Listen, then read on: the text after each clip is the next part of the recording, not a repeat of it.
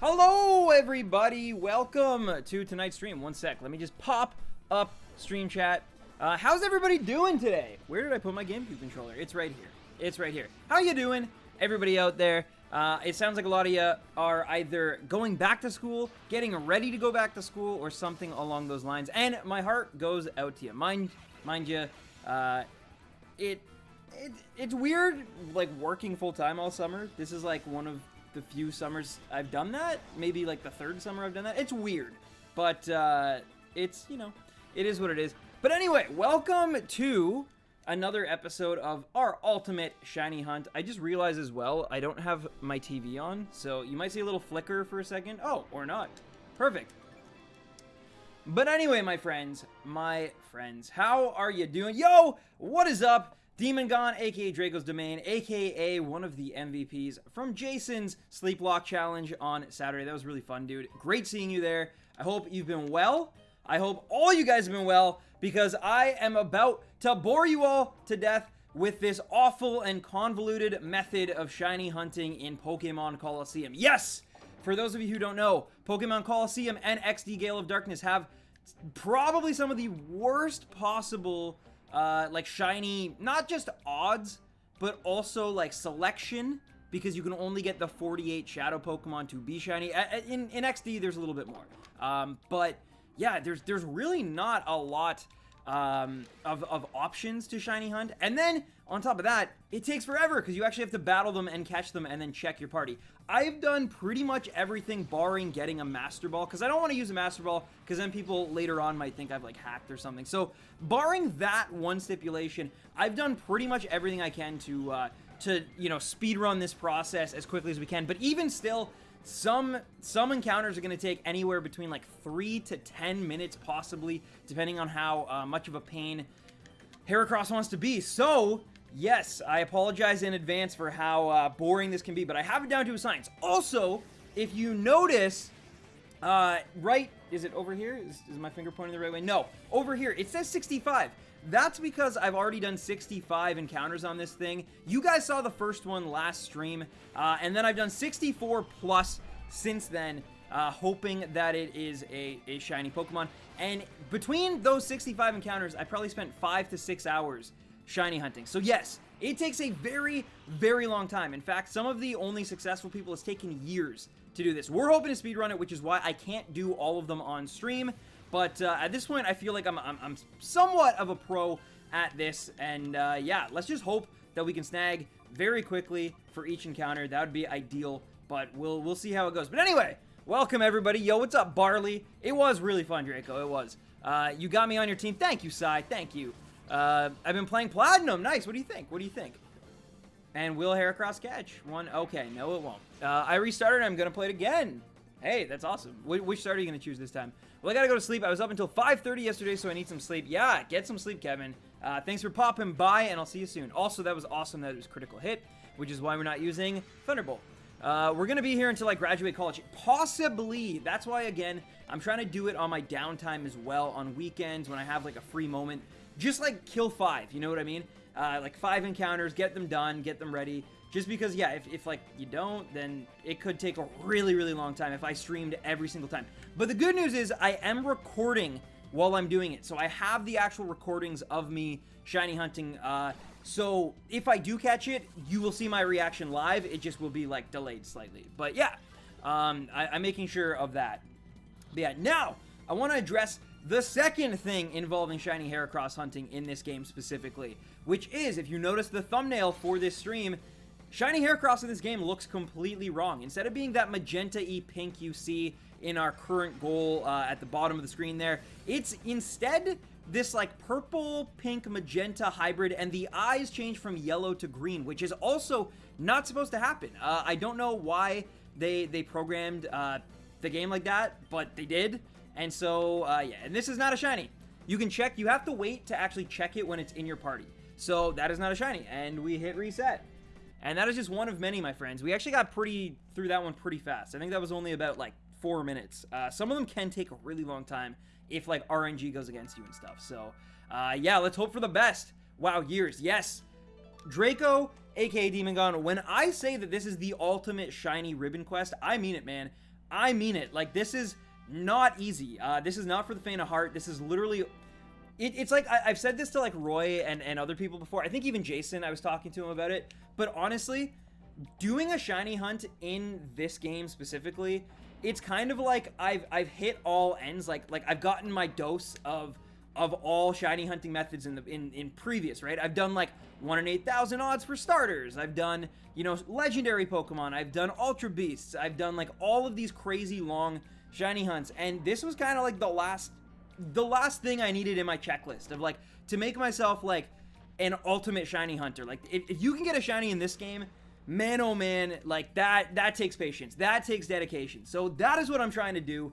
That is why we're going for this Heracross today. And probably many, many more days to come. But I don't know, man. I'm actually really excited by it. Like, I thought I would get burned out after the first, like, 65. But I couldn't wait to honestly stream tonight to share it with you guys. So you can see, and yes, like, it is a pain. Yes, it is boring. But hey, like, I can finally start answering you guys' questions more and more. Again, like in the old days. I don't have to focus as much on, like, the actual gameplay and not missing up my moves and stuff. I can get in that rhythm again.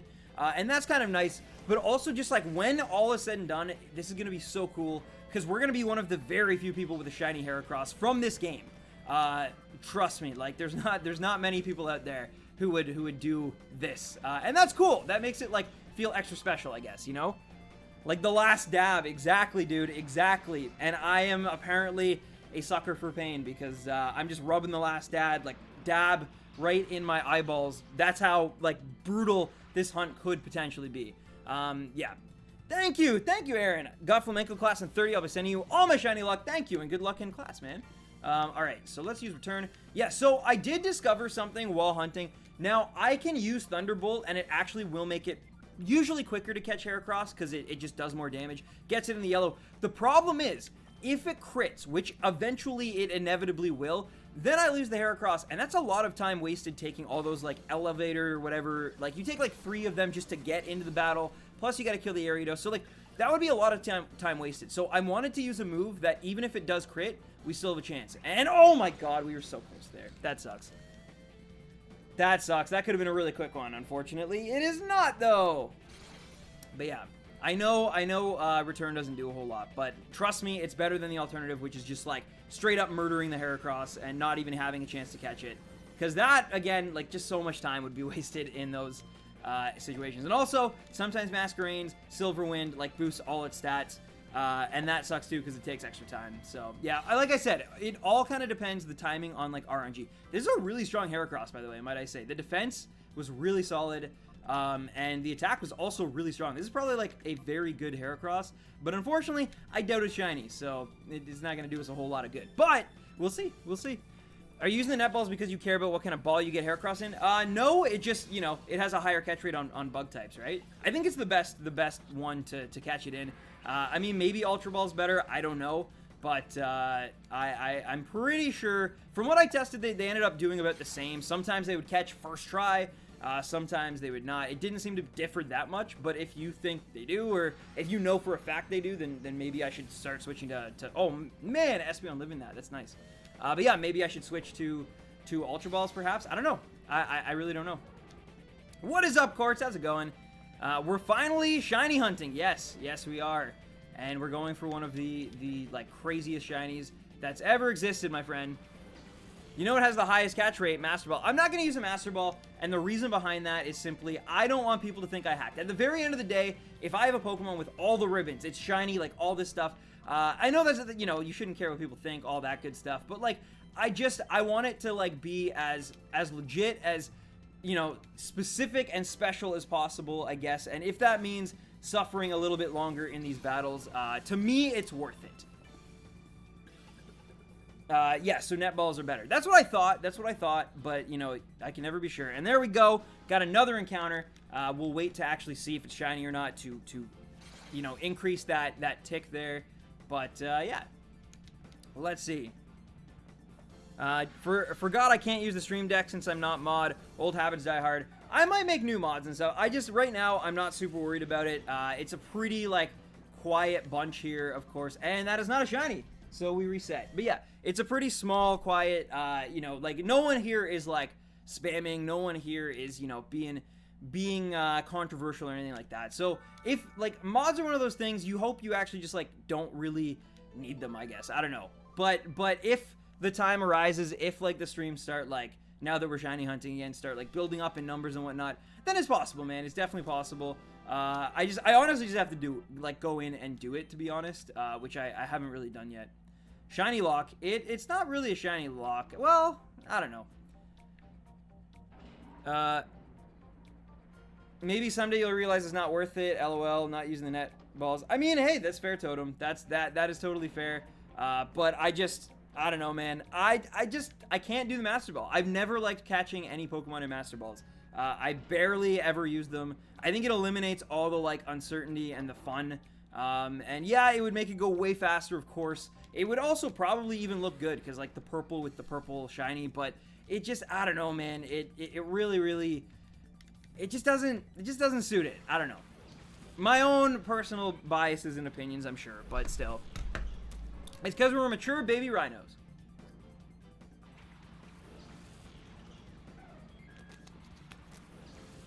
But yeah, and don't worry, Demon Gone. I still plan on doing other like streams and whatnot on like the main Random Temps channel, which is of course still where you are definitely a mod. So yeah, and everyone else who's a mod currently as well.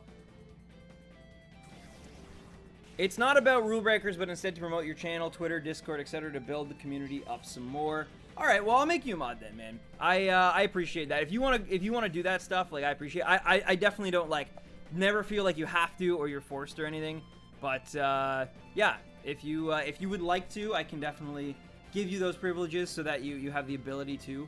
Because it does definitely help. Obviously, I noticed you were doing the same thing with your stream deck in Jason's stream as well, and it definitely seemed to help. So yeah, man, anything to build up the community, right? But it'll be all the more impressive if you can manage to get this shiny without the Master Ball. Yeah, I mean, like, there's other people who've definitely done it. If you guys search up, like, just shiny in Colosseum, one of the first ones to pop up is a shiny Quilava, which, interestingly enough, just like Heracross, has, like, a wrong shiny. It's supposed to be, of course, like, that purple kind of burgundy-ish, like, color, which is right in this game, but the problem is that instead of purple or burgundy or anything like that, the flame, instead of being like still red or whatever it is, it's green. It's a green flame, which it looks really cool on the red like fur. It's actually one of a really cool shiny. You should check it out if you haven't done so. But he was, of course, because that early in the game you can't get the Master Ball, he wasn't able to use one either. So his encounters took a really long time because he only had Great Balls at the time. At least I have like a specialty ball that can hopefully speed it up. But yeah. Hello, yo, what's up, Brian? Wow, a new mod. Yeah, I mean, like, Demon Gone's been one of my oldest mods and oldest friends since I've been a streamer.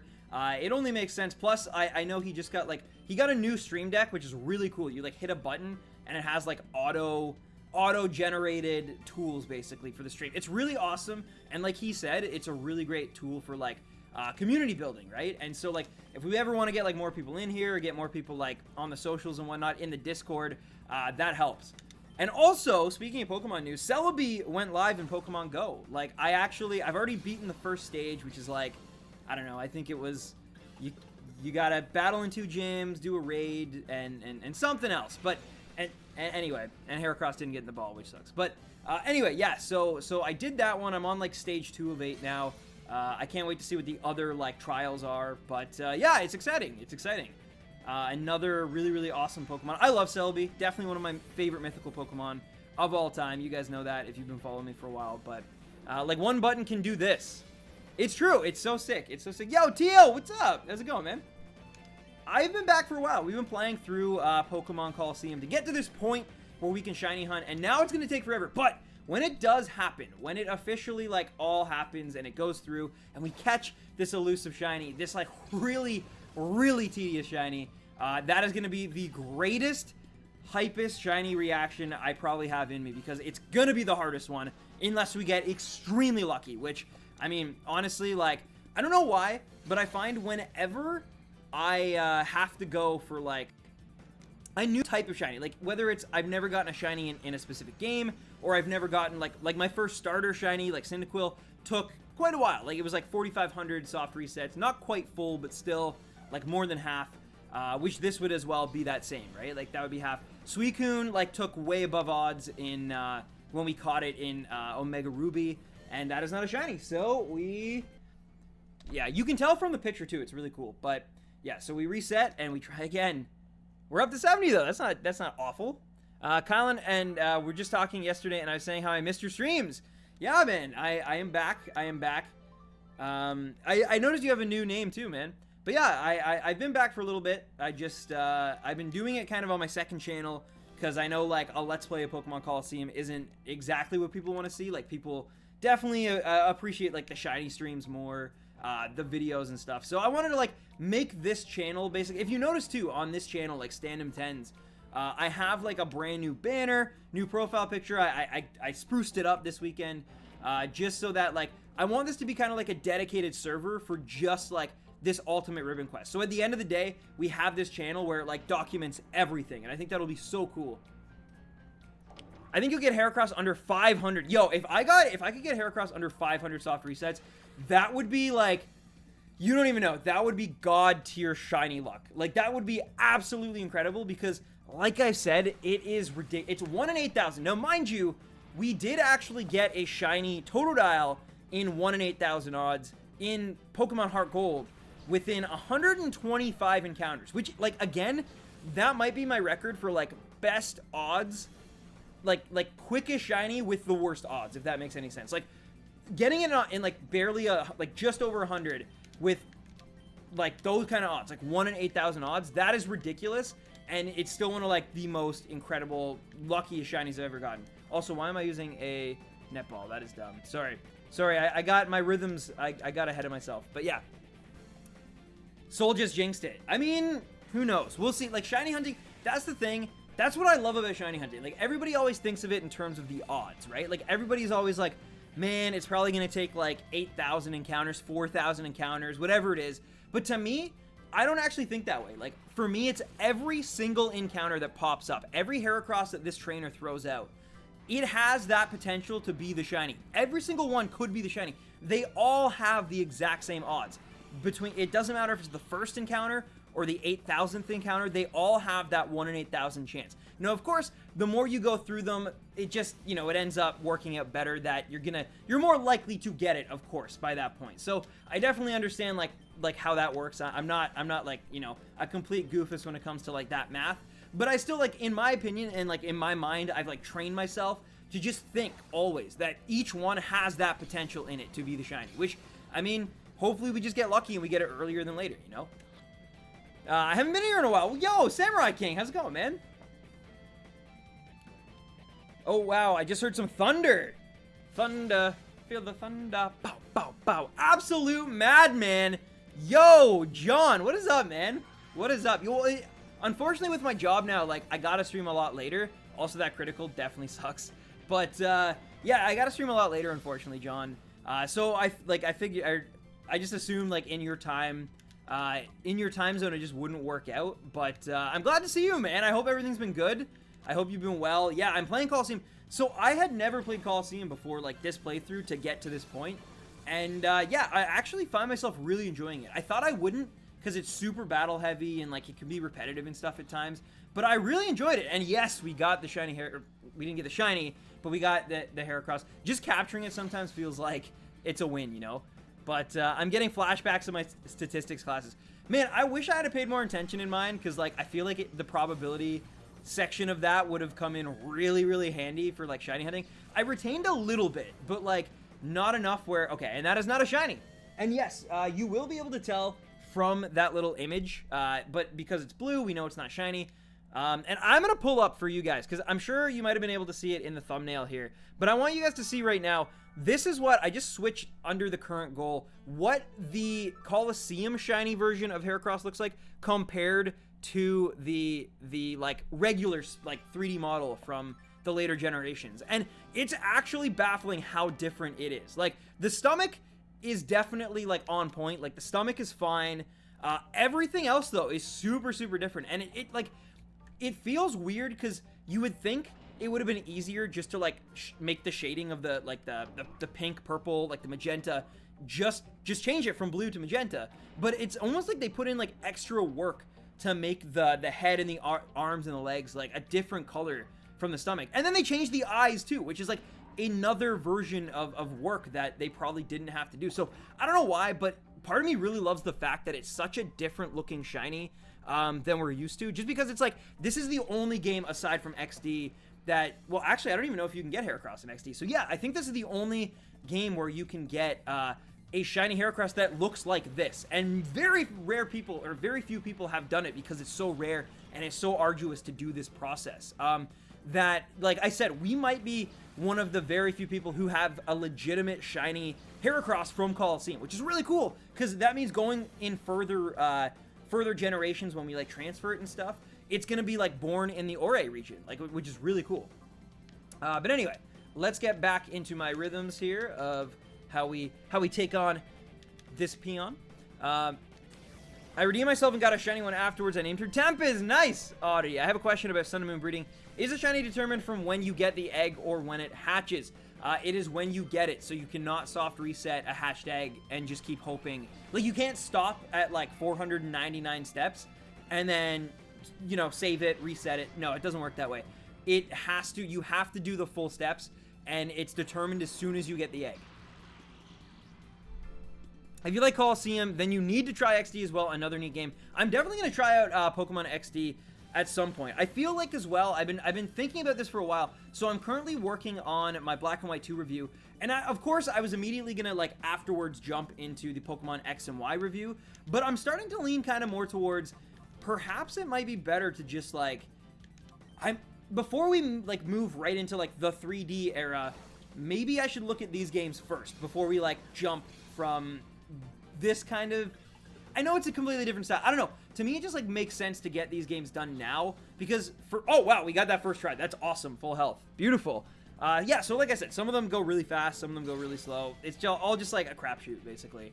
But yeah, I'm really, really excited to eventually give like an in-depth review to both Colosseum and XD, especially now that I own Colosseum. I'll have to just borrow XD probably off like one of my buddies, but yeah. I'm gonna review them for sure because I'd love to play them and really give them the same treatment that I've given like my other reviews, I guess.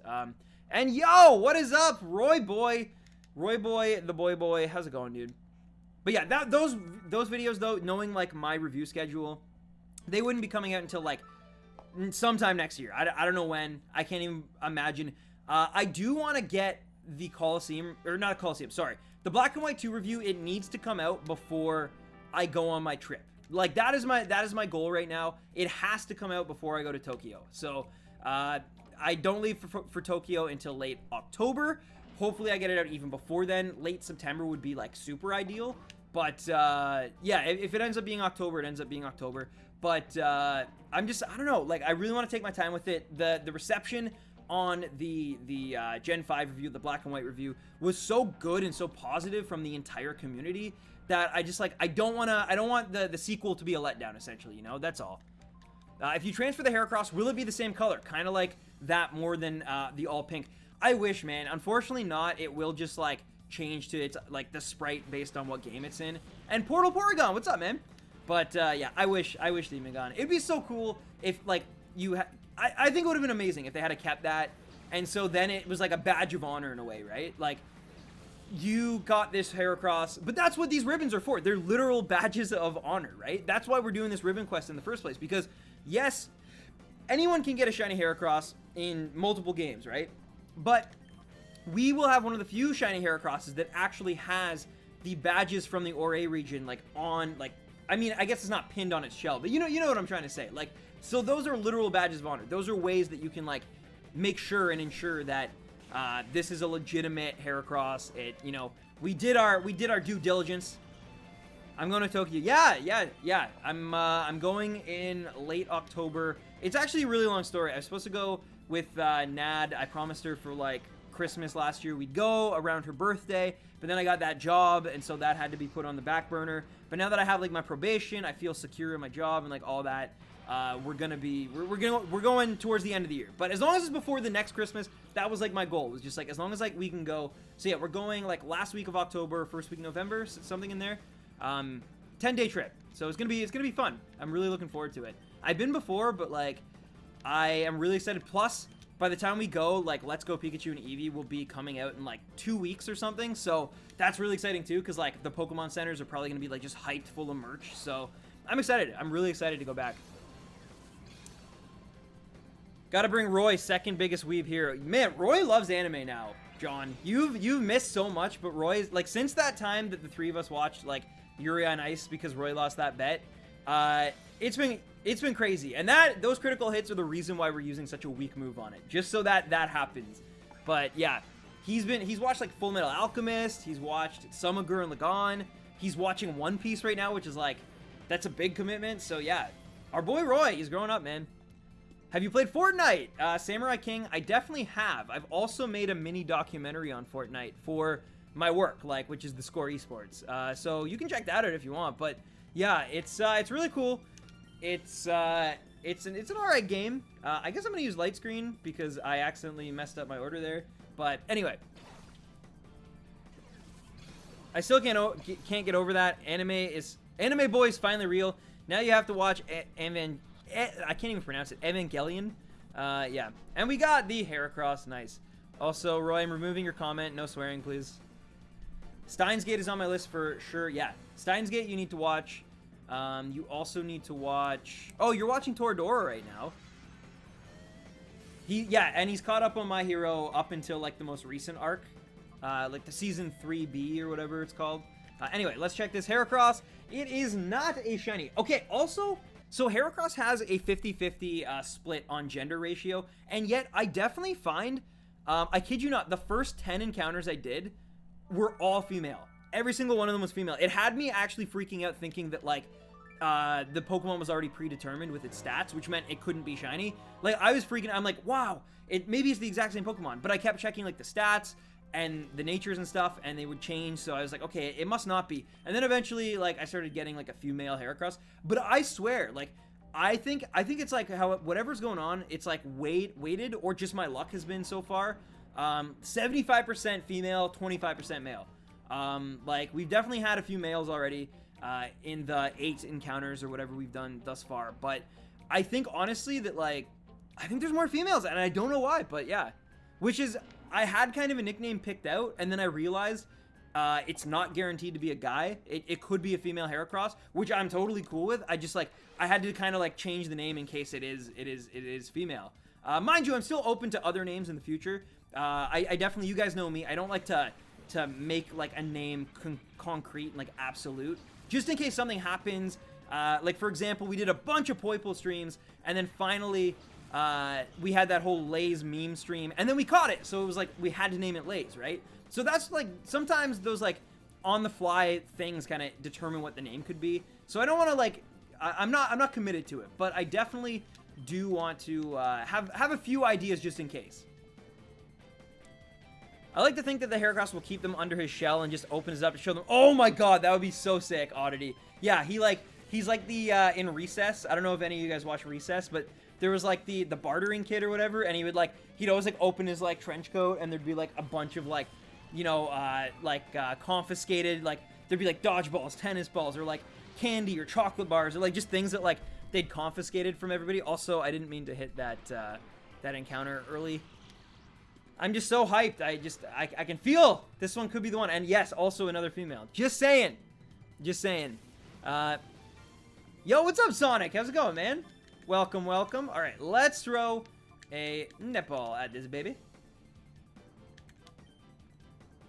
Recess was great. Recess was god tier for like children's programming at the time. Like that was up there, man. Recess was great. Hey Stan, I donated. Oh my god, did you really? Yo, I cannot believe I missed that. Wolf, I'm so sorry.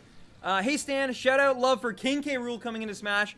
Don't feel bad as there's still time for Dixie to appear as an Echo Fighter, which I support fully now thanks to Chrom having a different recovery move from Echoing Roy. Yes!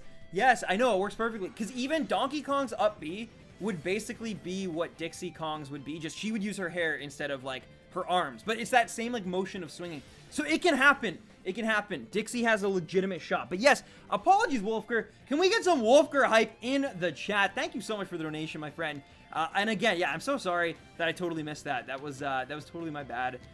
Getting so into the shiny hunt right now. But yes, thank you so much. And yeah, King K Rule Hype. And of course, Dixie's got a chance. Dixie has a chance. And that's what matters. Come on. Ah. All right. If this next netball catches, then Dixie Kong is in Smash Bros. Ultimate. I'm putting it out there now. I'm putting it out there. Orre host high school club or something like that. Hey Arnold is the pinnacle of childhood entertainment. And Stoop Kid just sits on his stoop. Yeah, I loved Hey Arnold as well. I feel like I didn't watch the new like movie that came out recently that like concluded it, because I feel like I would need to refresh myself on Hey Arnold and all of the goodness in that show before I did that. All right, come on, Verb, come on. Intimidate that Heracross into staying in the netball, please. You didn't like Gurren Lagann, so you will definitely love that. Yep. I know. The problem with Roy is he didn't wait long enough in Gurren Lagann, because you know, John, there's like that big episode where like things shake up a lot, and he didn't wait long enough to see that, so he like gave up before, and yeah, I don't know. He's weak, John. He's weak. I think you're right about how rare this is, because I can't even find that shiny on Google. Yo, I know, dude. I know. It took me like forever to look it up. And finally, I was able to find it. Also, I guess Dixie Kong's not getting... And, yo, that crit, again, that's why I didn't use Pound with Quagsire, because... Or Slam, sorry. Because, yeah, you gotta be careful with those criticals. But, again, another critical hit. They're very common in this game, I swear. But, yeah. But, yeah, no, it's actually ridiculous, Demon Gun. I couldn't find a single one on YouTube. I then went to Google, couldn't find anything. Finally, in, like, a forum, someone had, like, a website link where it shows all of the sprites for every, like, Supreme Arcanine, if you know him at all, he's like a shiny hunter as well on YouTube here, and he has like a whole video where it shows all of the XD and Colosseum sprites, or 3D models rather, and it's actually really cool. It's really cool. Whoa, Bo Peep just like, man, that Heracross is getting really low. I do not like it. I do not like it. Verb, I'm just gonna call you, because please don't do anything right now. I can't be friends with anyone who doesn't like the first 3 seasons of SpongeBob. Yo, SpongeBob was definitely great. Even, I didn't mind season 4. I know it came, like, after the movie, but it was good. It was good. But yeah, the first 3 are incredible. The first 3 were incredible. I remember there was one episode I'd never seen, and it took me forever to see it. It was the one with, like, Kevin, and the Jellyfish Club, or whatever. But, yeah, that was a part of my past. But yeah, no, it's so good. It's so good. What is your stream schedule? Samurai King, my stream schedule is...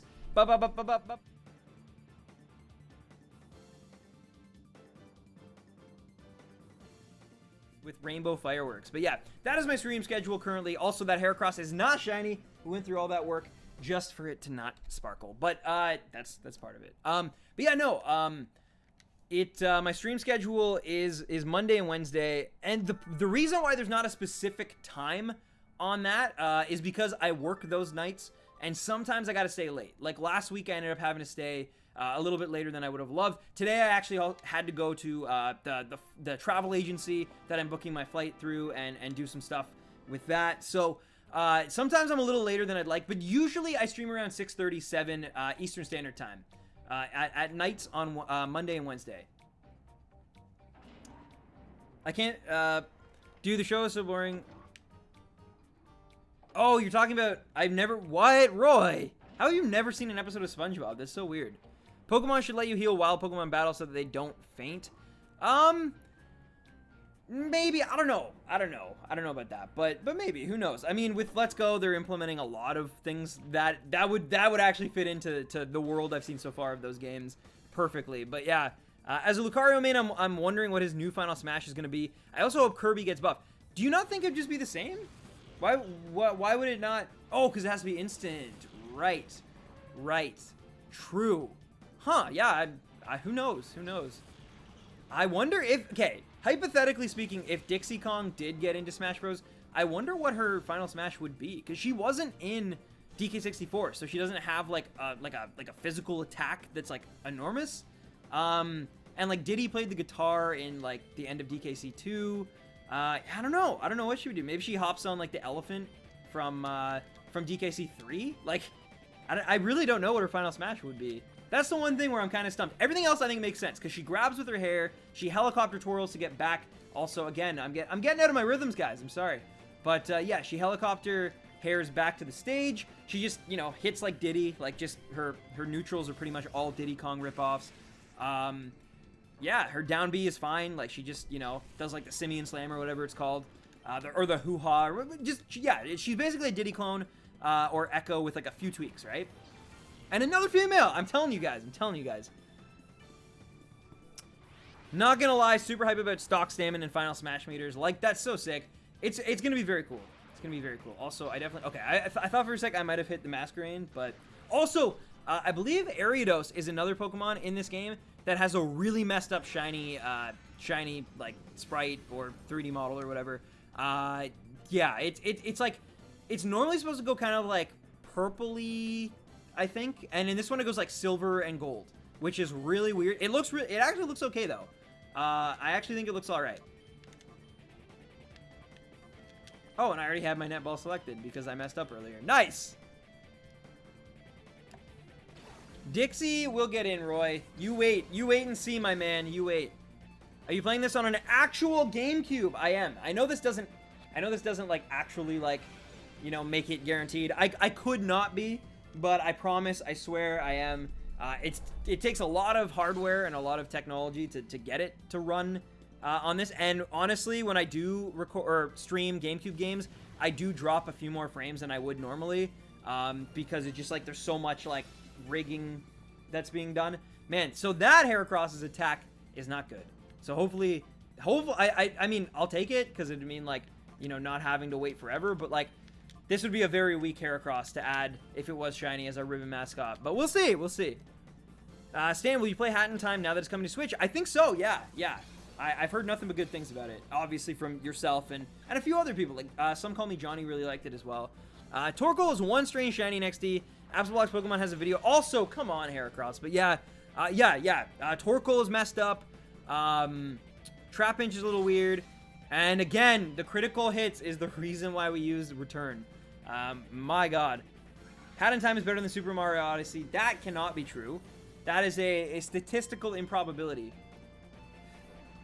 Or impossibility, rather. Sorry. Alright, well.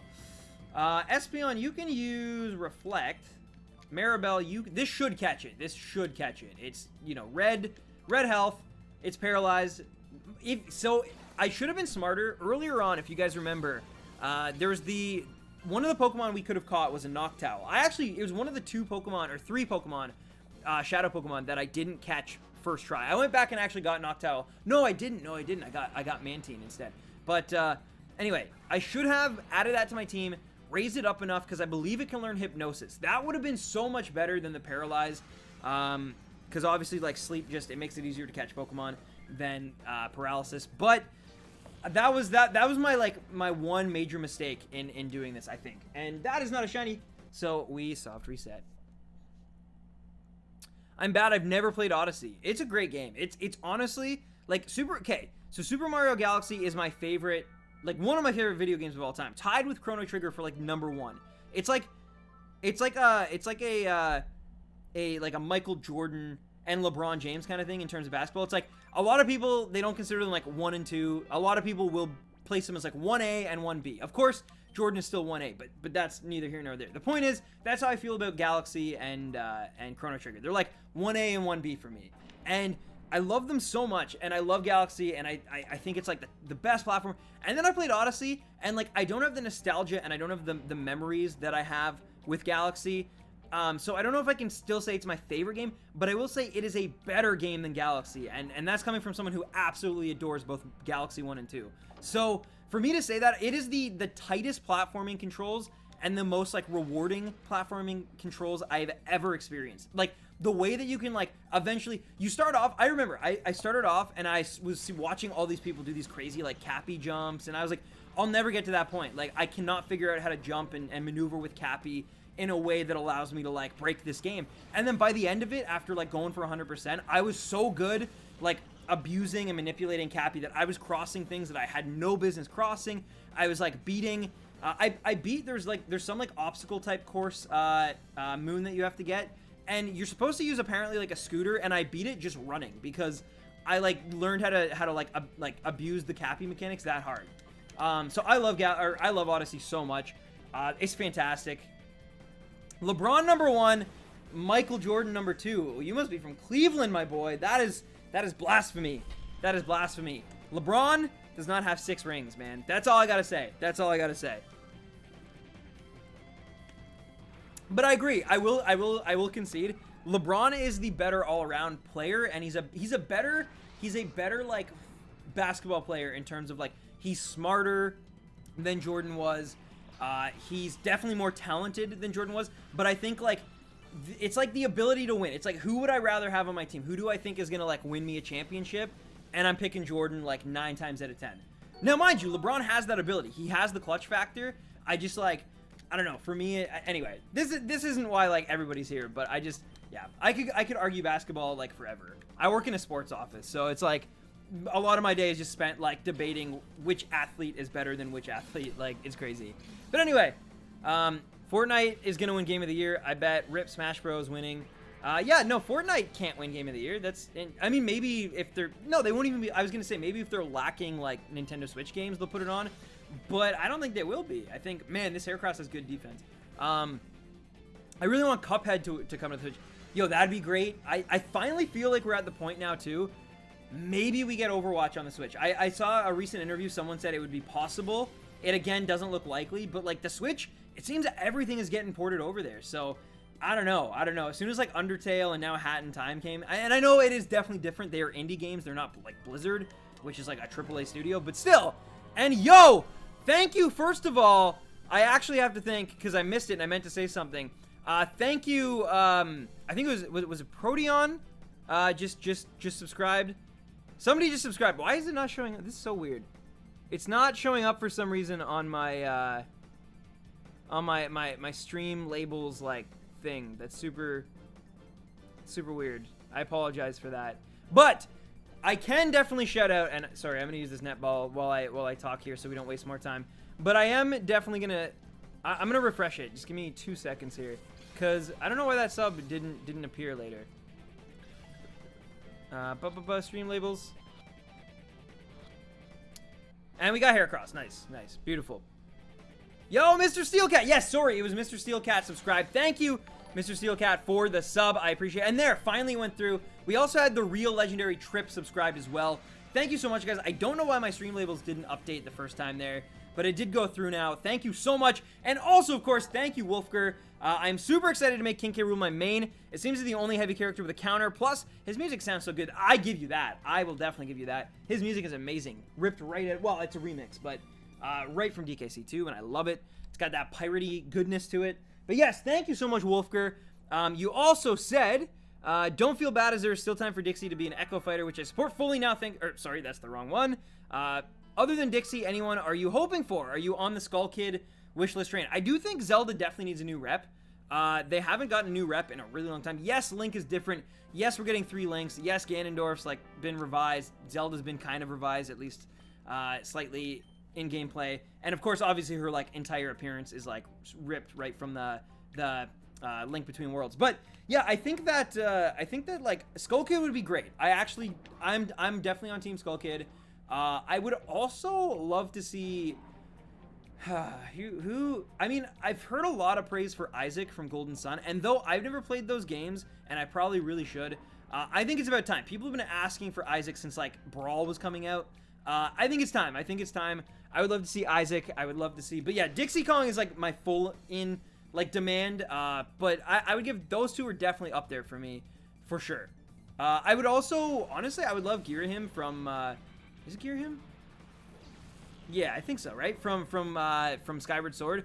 I know that's not everybody's favorite Zelda game, but like I actually think he's a great character. And I mean, yeah, we have a lot of sword fighters, but still, he could have a unique moveset if they wanted to give him one. But yeah, those would be my two candidates. Though knowing Sakurai, he'll probably just give us Tingle. Like honestly, has Tingle been confirmed yet for an assist trophy? Because also I do think at this point I think Shadow the Hedgehog is like an absolute certainty.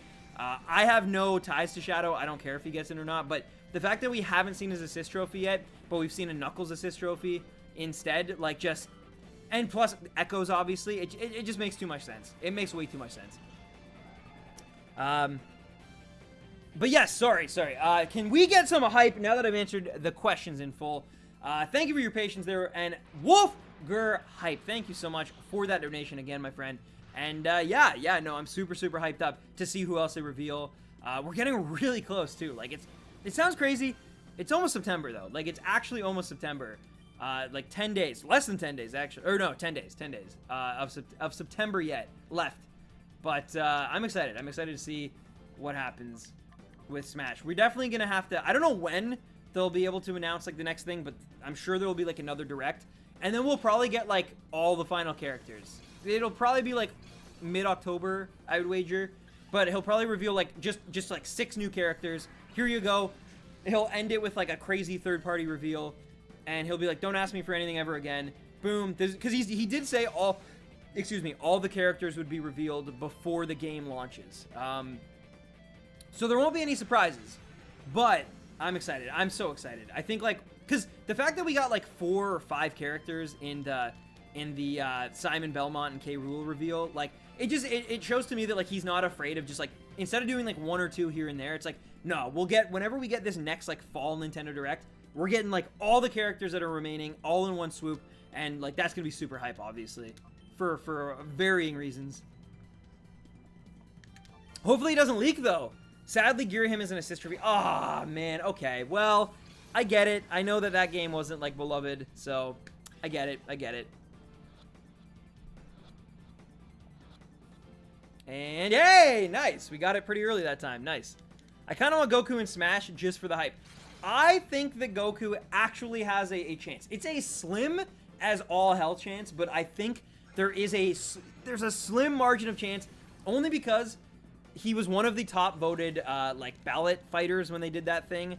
And also he has a movie coming out like a week after Ultimate drops, so like Toei would be inclined to maybe, plus Bandai Namco like has the rights to GBZ characters, so like they helped co-develop the game. Like there's reasons in place that it could make sense potentially.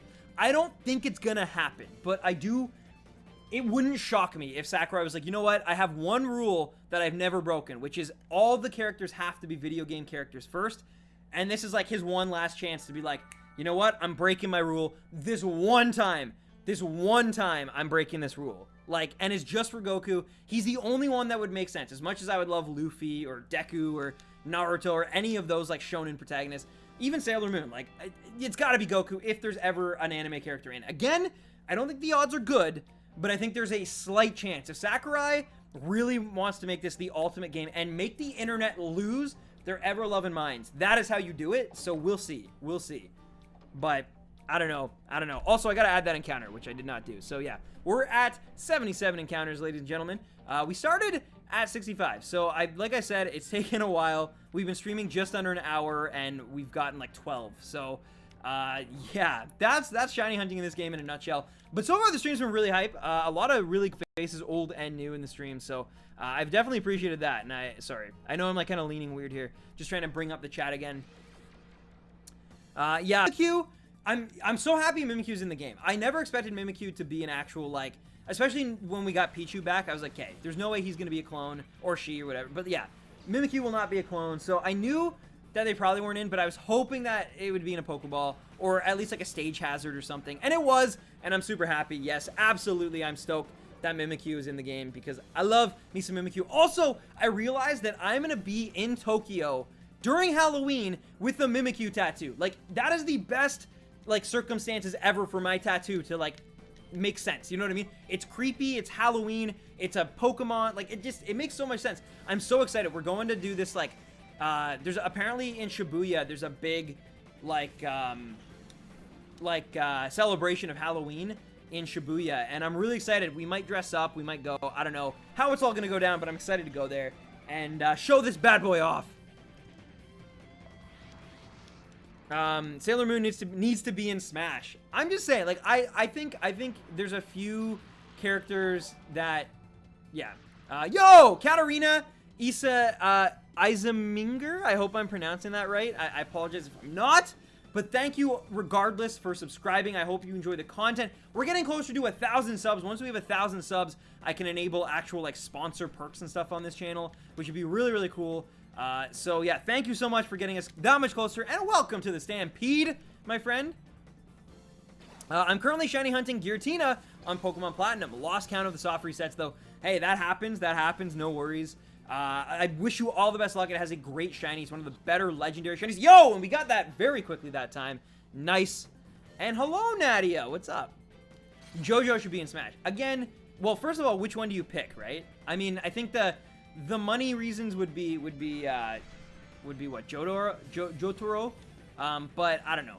I think there could be many different JoJos, and they all would have a chance. Yo, and we just got another donation tonight from Wolfger. Thank you so much. And Koryuta Takafuma, thank you for your sub as well. Welcome to the Stampede. And Wolfger, I'm just gonna reset here, and then I'm gonna read your donation on stream here. And thank you again for the donation, my friend. Since Sakurai didn't mind putting a Hindi character like Shovel Knight, or sorry, you said indie character like Shovel Knight as an assist trophy, I can strongly see Sans from Undertale being an assist trophy. I guess if I ever want an Undertale fighter in Smash, I'd strongly lean to Frisk or Azrael. Nice. That would be interesting. So, does anybody know if how popular Undertale is in Japan? Because I know sometimes they definitely do things specifically to cater towards the Western audience. K. Rool is like that. Ridley is like that. Even Dark Samus is definitely like more of a Western thing than an Eastern thing. But I wonder, is like, because Shovel Knight is kind of popular in Japan, like not to the level it is here, but there's definitely like a following for it. There's a reason they turned it into an amiibo. They know the hype on it. But is it kind of similar? Like, is Undertale at least similar in terms of like love and appreciation in Japan as Shovel Knight? Because if not, I don't know. But I hope so.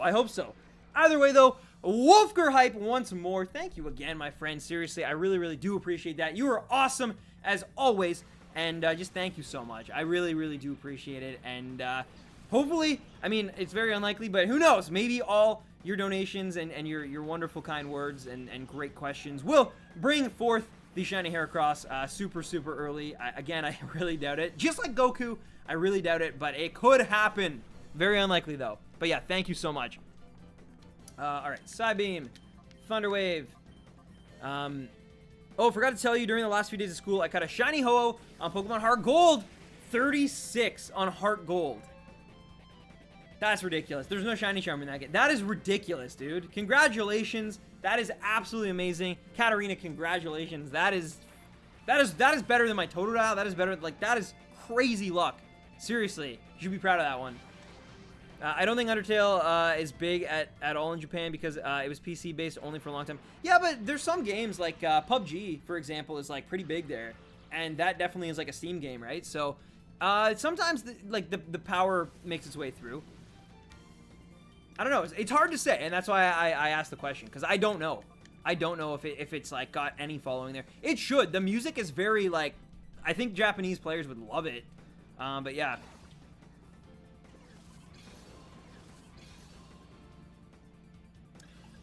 It released on Vita. Oh, it did. Yes, it did. It did. And on the PS4. Yo, did we just get another one? 2 in a row. First tries. Nice. I hope that luck continues. I probably just jinxed it, but I know how they made Trubbish. They just put a T in front of rubbish. Yeah, I mean, most Pokemon names are just puns, right? To be honest. But yeah. All right, let's check. Wow, that was really quick. That was 2 really quick ones. Nice. Those are the ones we like, guys. I'm actually thinking on hunting for a new shiny Xurkitree for better nature. I mean, hey man, if you want to, personally, I could never do it myself. I would just hope that like the synchronized Abro trick works. But if you are gonna go for it, go for it. I believe in you.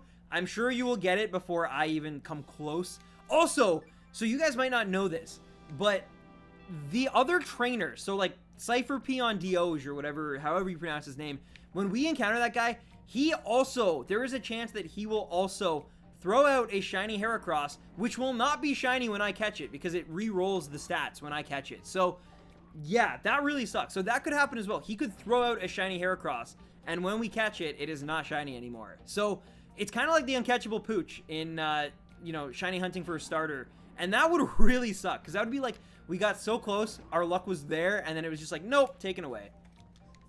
So, yeah.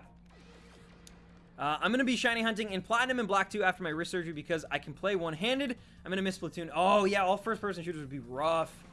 Ooh. Will your wrist be okay after, for, like, when Smash comes out, cheerleader? It could be a mix of trash and rubbish. That's true as well. It could also be a mix of, I was going to make a Roy joke, but it wouldn't work there. I don't know. Trico and rubbish? I don't know. Who knows? Who knows? But I'm sure it's definitely, rubbish is in there for sure. The Pokepuns are great, right? Like, Blaziken being like Blaze Chicken, basically, like Fire Chicken, is great. They've always been good. I've gotten the uncatchable Pooch. That is rough. That is rough. Actually, Sevier Sauce was just telling me the other day, the man got 3 uncatchable Pooches in his quest for shiny starters in those games. And, but then he recently just reclaimed it, so that's awesome. He actually got like a legitimate golden Poochyena. So yeah, very cool. Troybish, yes. What if he sends out a shiny Heracross and then you catch it and it's a shiny when you catch it? So that can happen, but the odds of that are ridiculous because it's basically 1 in 8,192, like times 2, right? So it becomes very, very unlikely. Like not just like very, very unlikely, near nigh impossible. That's how unlikely it is. Like it's pretty much unheard of for that to ever happen to anybody in anything, like even regardless of Colosseum specifically. I've never even heard of someone like, because those are the same odds essentially as like you finding the uncatchable shiny Pooch and then on that same turn getting a shiny starter. Like, and of course I definitely did jinx it because that was not the first try. Stan, explain something to me. Of course, Oddity, of course. Which country uses what? Trash, rubbish, and garbage. We definitely use trash and garbage here. I believe rubbish is more of an English kind of colloquialism, but that's the pain of full odds hunting. Fails are even more of a punch to the gut. Yeah, dude. Yeah, no, absolutely. I've been very, very lucky. Mind you, I have not done as intensive hunts as yourself, Jake, but yeah, man, I don't know. Like, it's been like, I've never failed a shiny. I've never failed one. I've come close. Many, many times. I've come very close, but I've never actually failed it, which is awesome. Best Pokemon games in no order. Platinum, Heart Gold, Ruby. You actually picked Platinum first? That is surprising, Roy. That is surprising. Yeah, we got it. Nice. Second try. The luck is still there. The luck is still there. If that happened to you, you have to play the lottery. It's like a 1 in 64 million chance. Yeah, it is ridiculous. It is absolutely ridiculous. And that's why it never happens, right? That's why it never happens. But, someone put something in really good perspective the other day. I can't remember what it was, but it was like something, I don't know. I can't remember it for the life of me. Also, why am I doing moves when I can just check? It is not a purple Heracross. Did that go through? Oh, I double hit it. So we're at 80. We're at 80. Nice. Just the 3 best, not in an order. So what'd you say? Platinum, Heart Gold, and Ruby. I kind of got to disagree on Ruby. I kind of disagree. I don't know, man. I don't know. For me, I think my 3 favorites. So definitely Platinum, definitely Heart Gold, Soul Silver. You can pick or choose either one. I don't care. But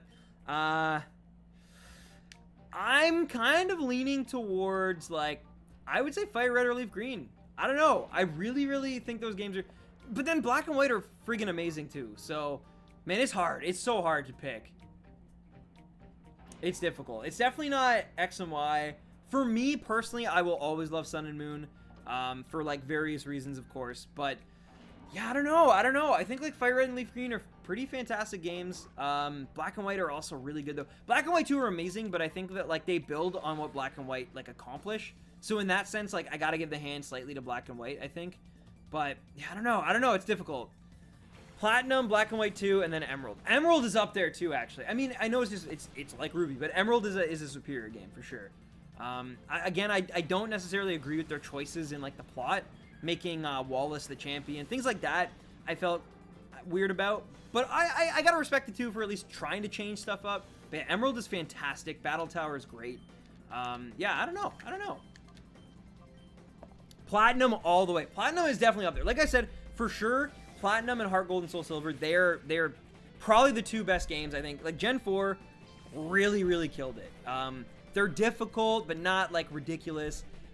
They have like great characters. They fix like Heart Gold and Soul Silver are so good because they actually fix all the issues with like Crystal. It's kind of amazing. They flesh out Kanto more. They give Team Rocket like actual admins and like personality instead of just like Team Rocket admin wants to battle, like generic person. Like there was no boss in that game, and they actually make a boss. There's like a whole, you go up to the top of the radio tower. It's cool. It's like they actually put effort into it, and I appreciate that. I will always appreciate that when you go above and beyond, right? And that's what those games definitely did. Platinum is just fantastic. I love Team Galactic. I love the oh my god, how can I not? The Distortion World. It's so cool, and it was like, it was a huge leap for them. I feel like the Distortion World was like a huge leap in terms of like what they could do and push the technology. Like it was great. Cynthia is ridiculous. Yeah, Cynthia is probably the hardest champion, I think. I'm thinking back here. Lance could be a pain for sure in just a bunch of games, but I think, well, I guess he's only the champion in the Gen 2 and the remakes, but yeah, I think Cynthia for me is still her melodic just, ooh, it's rough. And yo, Wolfger again, man. Thank you so much. Thank you, seriously. I will and forever say I'm not hyped for Let's Go Pikachu and Eevee, as only chucking, sorry, I just want to throw a ball here, as only chucking Pokeballs at wild Pokemon feels lame and boring to me. I understand it being on a phone, but that shouldn't be something to come on console or handheld systems. I mean, hey, we will see how it goes. It might be the biggest misstep that they've ever taken as a company, but Game Freak so far, even their worst games, they've never really failed us, right? They've always made something worthwhile, made something worth the price of admission. And so for that, I'm going to give them the benefit of the doubt. I am looking forward to them. I know they're not for me. I know they're not catering towards a 25-year-old Pokemon fan. Like, I get that, but I'm still going to try to enjoy them for what they are. Maybe I'll try to, like, introduce my little cousin or something to them through those games and try to just have fun with them, you know? I get it, though. I get it as, like, a hardcore fan, why people are upset. I'm not ever going to say, like, that's the wrong mentality, because I get it. But, yeah, I'm going to just go in with my best foot forward and hope for the best. But either way, what is the best is you, Wolfger. Thank you for the donation. Wolfger hype! Wolfger hype. Wolfger hype. Wolfger hype, hype, Wolfger hype. That's the song you got. But yeah, thank you, Wolfger, again, so much, and I appreciate you, seriously. And yeah, that was great. I'm curious how everybody else kind of feels about Let's Go Pikachu and Let's Go Eevee. Roy says he's getting hyped. See, that's the thing Pokemon does. They're one of those things that, like, it slowly creeps up on you. You're like, oh, I don't think this will be, like, the Pokemon game for me. I don't think, like, I'm gonna like it. And then when it comes out, you're like, well, I can't not buy it. And then people buy it. And then a lot of people fall into that. Not the hardcore people, but the casual fans. Like, I would say, Roy, you're actually a fairly casual Pokemon fan. And I know a lot of people like that, who they get hyped on it. Like, my brother's like that. He gets hyped on it when he sees, like, everybody else getting hyped for it and all that. Pokemon Go is the same way. And it, like, gradually people are like, oh, maybe there's something here. Oh, maybe it actually is good. And then they play it for, like, a week or something, and then they put it down before they beat, like, the Elite Four. It just, I see a lot of people do that with Pokemon games. They think that they'll, like, recapture their, like, first game, and then that's never what ends up happening. But I still think, like, you should always give it a try. You never know. It could be fantastic. I'm definitely going to play the heck out of those games. Even, honestly, like, just as, like, a way to connect Pokemon from Let's Go into that game, I'm looking forward to it for that. I don't know. I'm gradually excited, for sure. Exactly, Otter. Yes, I am definitely more hyped for Gen 8, but I will take it. And like I've said before, remember, there was a time where you would have to wait 2, sometimes 3 years between Pokemon games. And now, we don't really have that problem. Like, they're making sure they give us something. And something will always be better than nothing. Say it with me, folks. But yeah, so don't look at it as like, oh, they're taking time and assets away. No, they're not. They got 2 teams. One team is working on Gen 8. One team, like, they're going to make something. So, like, at least we're getting, you know, something cool and different, I guess. I don't know.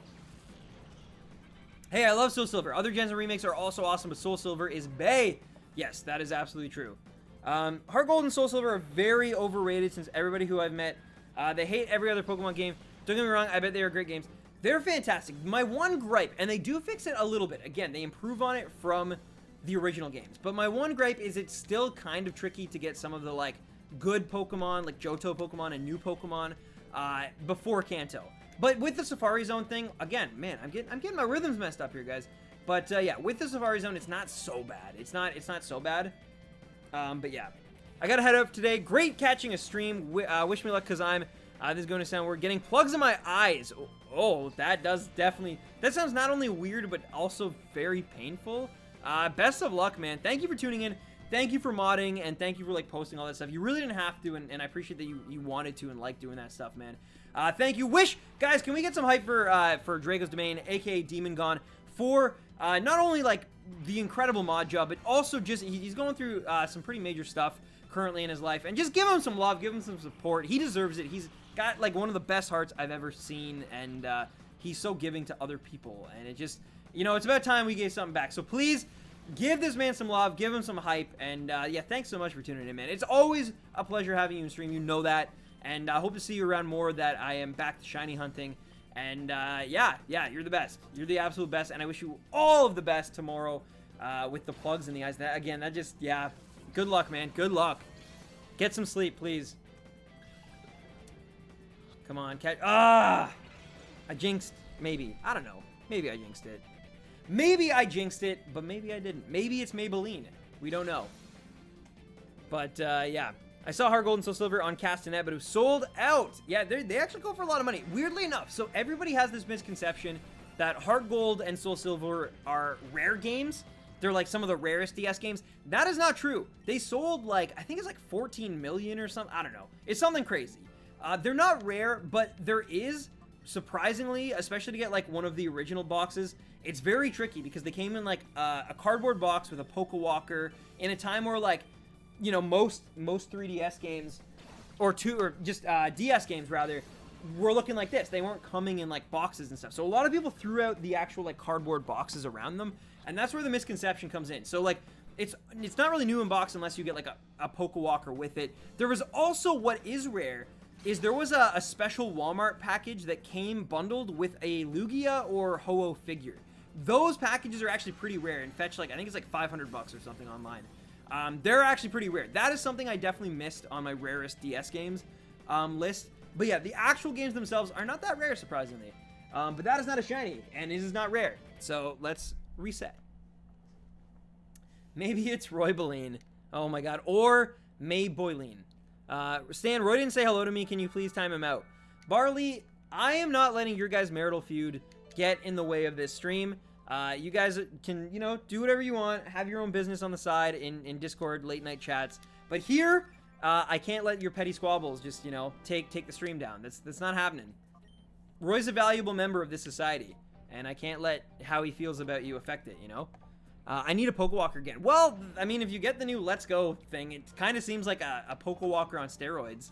I wish it had a screen, though. They should have had it, like, so it could pop open. Well, I guess that would defeat the whole Joy-Con purpose. I don't know. But it sucks that you can't, like, see inside, I guess. I don't know. Like, because the Poke Walker is like a little Tamagotchi. It was cool. And yo, Andrew, what's up, man? Welcome to the stream. How you doing, man? I just bought a new Heart Gold for 45. That is actually amazing. Sometimes you can find amazing deals on them. I feel that way about a lot of Pokemon games. Once in a while, especially at like a garage sale or a flea market or something, you can find like slamming deals. Just absolutely great stuff. It is, but I want a real Poke Walker. Hey, that's fair too. That's fair too. I may have gone out of my way and spent way more money than I should have to get a Poke Walker for the review that we did for Heart Gold and Soul Silver, and that was like such a shame. I put like so much time, energy, and like money into that review, and then it ended up being like 9 minutes or something, or not even. Like that was not planned on purpose. I was just like, when I was done, like that was how long the script was, and I didn't want to pad it out for the sake of padding it out. Like, but yeah, it was disappointing to me too when I got to the end. I'm like, that's all I have to say about it? Like, really? But it was so good. It did what Crystal did, but better. Like it was hard to really. I went into like all the changes, all the details. Like I tried my best, but it just, yeah. Me and Roy being married is highly illegal in my country. I didn't say you're Roy or married. I just said that like your spousal thing or whatever. I just, you know, you guys are basically just like having you're like a married couple. That's what I was trying to say. I wasn't actually saying you were like legally married. You also missed in the rarest DS games the Pokemon event cartridges. I might have. I definitely miss some things once in a while. But there's definitely a lot of things that people like, they think I missed it, which I'm not saying this is one of those examples, but they think I missed it, but actually like after digging a little bit, it turned out like, oh, maybe it wasn't that rare after all. Controversial opinion, Delphox is the worst starter and one of, if not my least favorite Pokemon of all time. Interesting, because I actually feel a kind of similar way about the Pignite Emboar yeah, like what's the, oh my god, how can I not remember? I see, that's how bad it is. I can't even remember the baby evolution. Tepig. That's it. But yeah, that's probably my least favorite starter. And I am playing using a Tepig in my Black and White 2 playthrough right now. And it still hasn't really grown on me. Like, I'm still just like, okay, it's okay. It's another firefighting type, which I know it was a meme at that point too for a reason, but like, it just like, it does. It feels like, oh, well, do we really need this? But hey, my opinion, I definitely understand that it's a controversial one. A lot of people really love it. So I'm not gonna like completely go off on it, but to me, it will never be as good as Superior.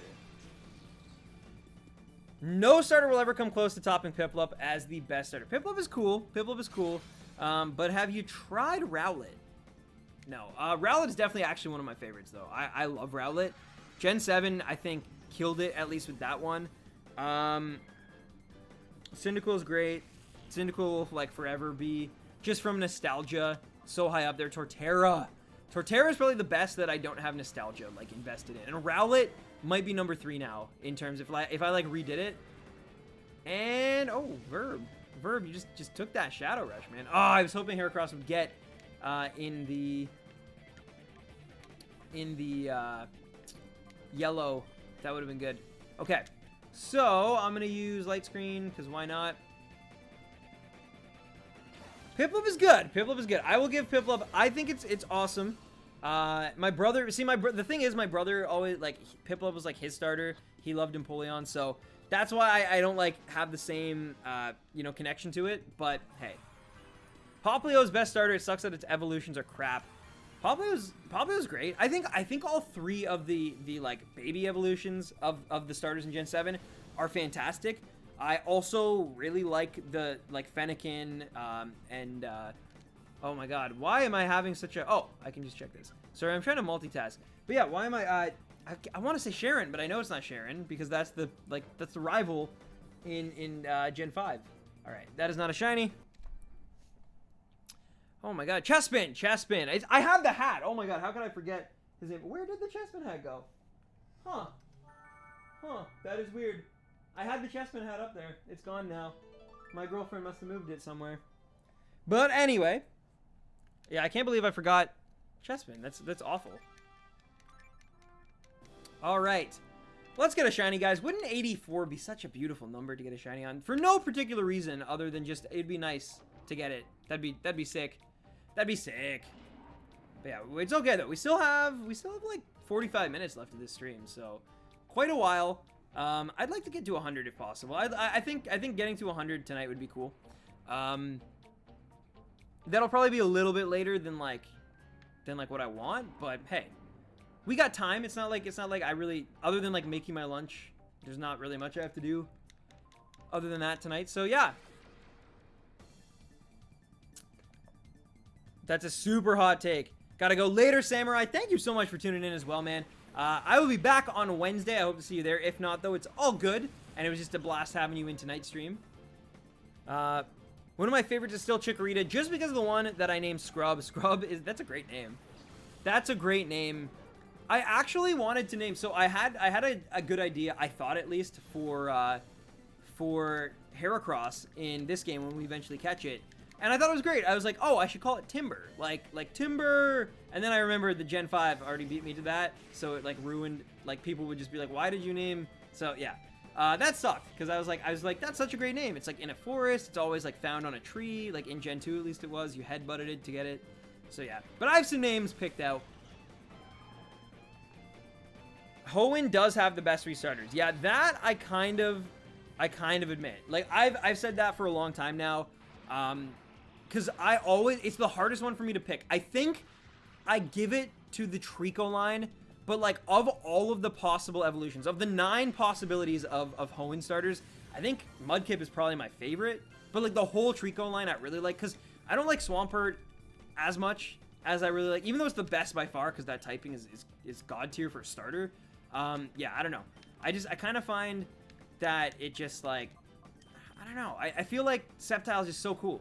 But I like Mudkip a lot. Like, Mudkip is adorable.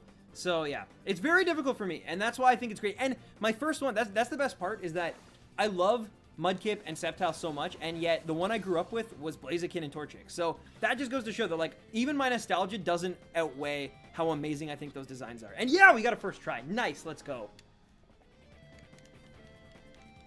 Swampert is my mud babe, and I like Swampert. By the way, I don't want anyone thinking like I don't like Swampert. I love Swampert and Blaziken as well. I think they're both fantastic, and Blaziken, God knows that speed boost Blaziken is broken as heck. So like I definitely am on team. Like I having to pick and choose.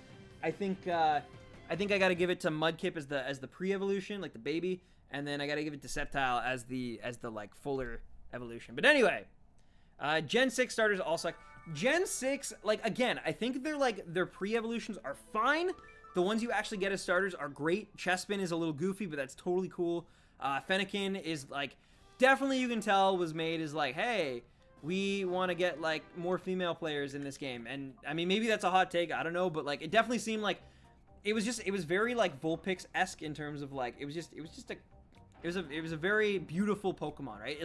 It was like if you had to attribute one, you know, what's the word I'm trying to look for?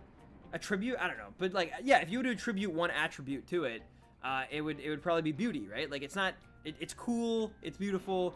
It's not really like goofy like Chespin. It's not really like, you know, cool like Froakie. It's just like, I don't know. But it is a great, and has one of the best shinies in all of Pokemon, by the way, just for the record. But yeah, and then it grows and it becomes like kind of a weird mage thing, and it just, I don't know. I like the idea behind it though. I love that they were like, hey, we're gonna do like RPG classes, and I think that's really smart. And it lent to some cool designs, great typing. I will give them that. Gen 6 started like the, hey, we're gonna give the starters some really cool type. Like Water Dark is so amazing. Fire Psychic is great. And then finally, of course, we had I guess it was fighting grass, right? So it's like those are great types. They're not as common as, you know, firefighting, for example, just to really, you know, dig that in. But yeah, I don't know, I really like those starters for sure. And Chestnut's okay. Chestnut's actually not as bad. And I also, yeah, I don't know, Quilladin's hilarious. Again, it just ups the goof factor, right?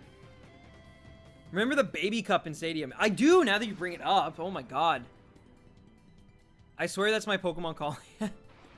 Fennekin is literally a Fennec Fox. Yeah, you know what else I learned, which is really cool, which I actually didn't know. For whatever reason, in my head, I thought Heracross was based on a Hercules beetle, but it is not. You know what beetle Heracross is based on? The Rhinoceros beetle. And you know what that means? It's fate. Because, like, of 48 potential targets for us to pick, I picked Heracross, not even knowing that it was based on the Rhinoceros beetle. And what is my channel mascot? What do I say when I end every single stream? It works out so perfectly, and I love it, and it wasn't even pre-planned. Probably because I'm an idiot, and I didn't even realize this whole time that it was the Rhinoceros beetle. But yes, that is so sick, and I'm so happy that we chose Heracross. I will adopt all of the baby Pokemon. I love them. They are my kids now. Yo, Mantike, straight up, Mantike is the most adorable Pokemon in maybe all of the series. Yo, did we just get another one first try? That is glorious. That makes things so much faster. Just so much better overall when they work out that way, you know? It's so nice to see. Such a nice little gift. I have one shiny, one I named Marky Moo, because I found him watching Markiplier. I immediately got that reference. Alright, still not a shiny, but hey, another one in the books, and it was a fast one, so I'll take it. Inkay is great too. Inkay is definitely adorable for sure. Also, Malamar can be good. Like, there's definitely builds you can do on Malamar that like make it kind of a beast. So yeah.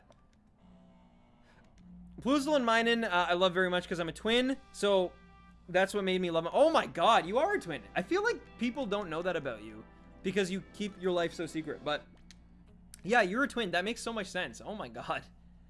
Roy is a Plusle and Minun fan. That's amazing. Oh my god, bro, if you get a female rhino, name her Baby. I wish I just could have a pet rhino. But apparently they're super aggressive. They're one of them and hippos are like really you don't want to fight. Like it'd probably be better to like get in a fight with a crocodile than get in a fight with a hippo. Apparently, that's what I've been told. Because they're one of the most, like, at least, okay, maybe not crocodile, but, like, they're maybe the most dangerous, like, they're mammals, right? Yeah.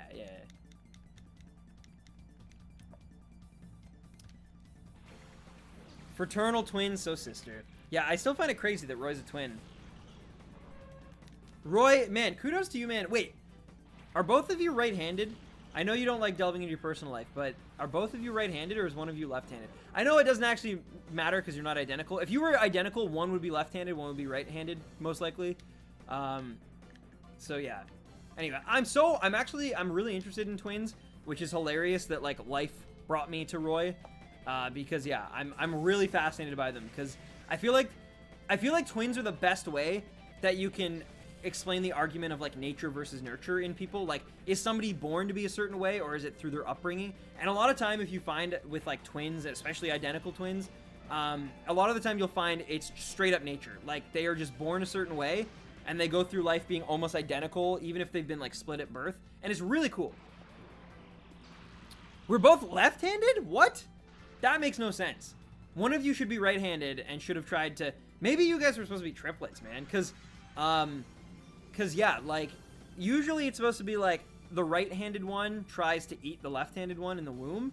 I know this is getting really dark, but this is a true thing. They think it's a scientific, it's a evolutionary advantage. So basically, it means that you get a strong baby. So usually most births start as twins, they think.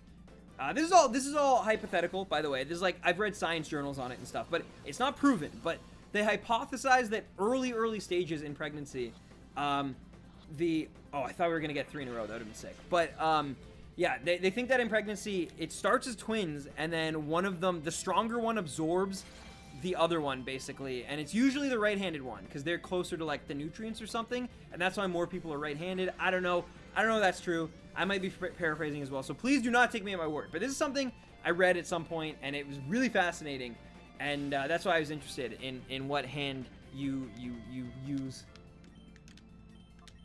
All right, I almost just ruined that turn with a thunder wave, but okay. It's more common for twins to be left-handed than the majority of the population.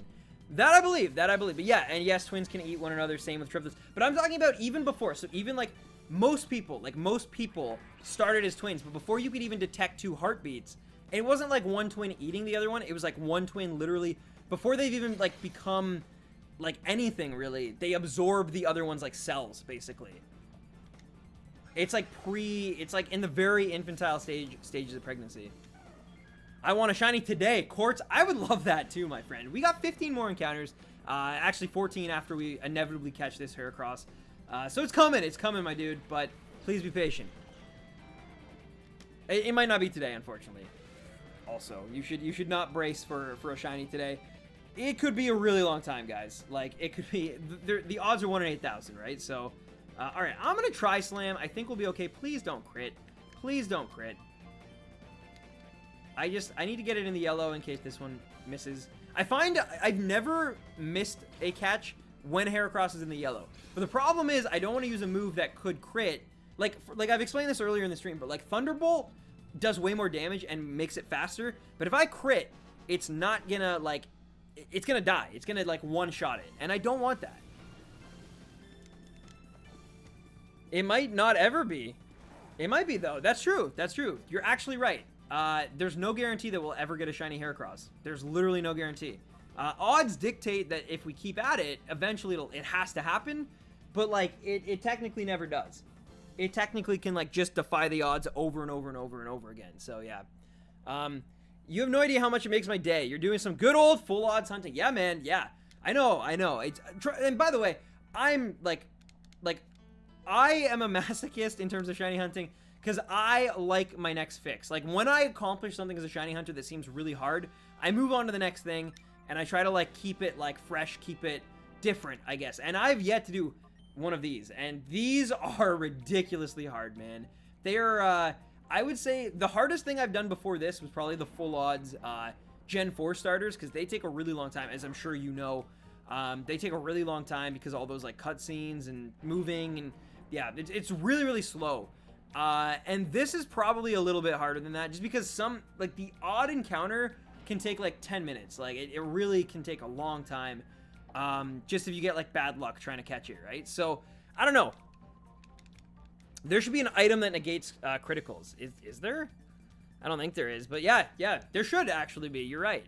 I had to be interviewed by strangers for an hour for a school thing once, and half the discussion was about me being a twin because one of the ladies was insanely obsessed with that. Roy, little did you know I was that lady. I was that lady back then, and I wanted to know all the deets on you know, your twindom. In the past few months, Ampharos has become my second favorite Pokemon because of Super Mystery Dungeon. I used it in Ultra Moon, and it carried my team through an Insurgent's Nuzlocke. That is awesome. Ampharos, I love it. I think it's great. It's a very popular Pokemon, and I get why. I wish, it's one of those things, I guarantee, had I put a Flaffy or a Mareep on my team in my original, like, playthrough of Silver all those years ago, I feel like it would probably, because I love electric types. You guys know that I love electric types so much, but I find it's just one of those things where I never really got around to using it until, I think it was my review playthrough, to be honest. And so, yeah, I never really used one on my team, and so I just, like, kept, like, just missing its excellence, you know, ever so slightly. I would put other electric types on my team, and so yeah, eventually it just like, and now I just like, I love it. I think it's got a great design, and yeah, I'm a big fan of it, but like it'll probably never crack like my top like 20, for example, but it'd probably be my top 50 just in terms of design. Like it's phenomenal. True, Coco, true. Are they identical, Alex? Yeah, I was actually named after Robin Williams. Oh, well, that is both amazing and also just a tad sad in a way now, like, right, with, like, the hindsight. Yeah, I watched a documentary on him recently. He's a really fascinating guy. Like, really fascinating. You're never going to find a shiny legit in this game because it can be shiny in battle. When you catch it and purify it, the shininess will be gone. Paradox, what's up, man? I am going to do a little edumacating here. So, there was a rumor for a very long time on the internet that purifying a Pokemon rerolled its stats. That is not true. I've actually seen footage. If you YouTube search right now on the platform you are currently using, if you look up Shiny Quilava Colosseum, a guy actually walks through all the process. He catches one over a 2-year period. He purifies it, he evolves it, all that good stuff, and it retains its shininess. What you need to do, basically, which a lot of people aren't aware of, is, so when he throws it out, there is a 1 in 8,000 chance that it will be a shiny Heracross. However, when I catch it, there is also a 1 in 8,000 chance that when I catch it and it re-rolls my stats, it will be a shiny Heracross. And that is why I have to catch it first and then check my PC, or not even my PC, my party, to see if it is shiny or not. Come on, come on, come on, come on. Yeah! You're better off using cheats to get shinies in this game. I use a cheat for shiny Espeon and Umbreon because it's not possible getting shiny starters.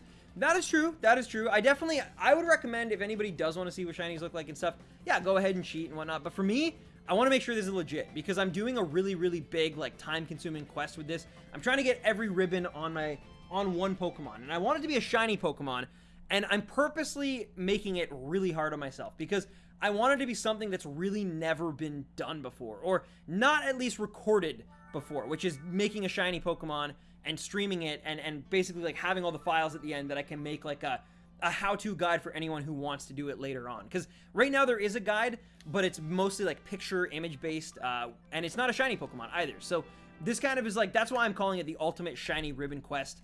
And yeah. Or am I just calling it, or yeah.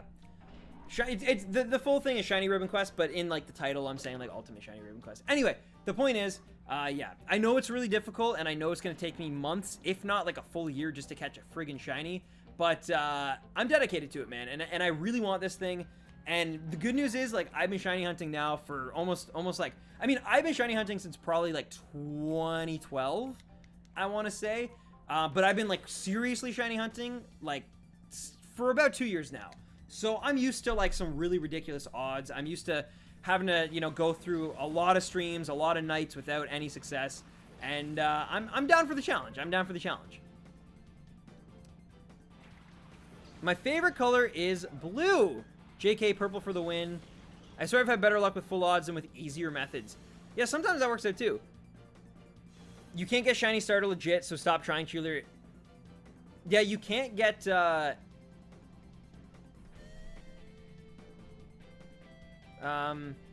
There's a lot of full odds hunter that completely loathe method hunters, but I don't really mind. People can hunt how they want to.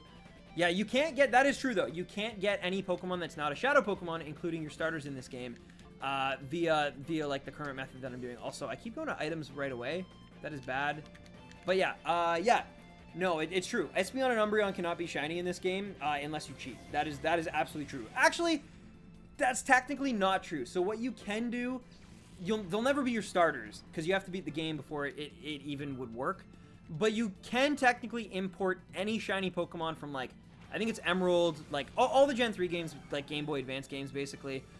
You can import them into this game, and they will have their shiny sprites because they did make a shiny sprite, like, or a shiny 3D model rather, for every Pokemon up until the end of Gen 3. So like up until I think it's Jirachi's the last one, or Deoxys, one of them. But yeah, so that is actually a real thing. That is a real thing. So you can like import a shiny Rayquaza if you get it in like Emerald, and then you want to put it in this game after you've beaten this game. And oh, wow, that almost ruined some stuff there. Okay, return. Let's use a netball. I feel like this one's going to take a while just because we've had a lot of luck actually catching these recently. We've been like 1 or 2 turns usually, so I think this one's going to be like a 3 or 4 turner.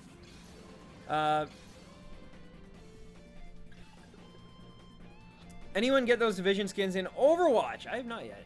Yo, what? Okay, we got a first try. Nice. Yeah, kind of like regular Espeon better, but Umbreon is, yeah.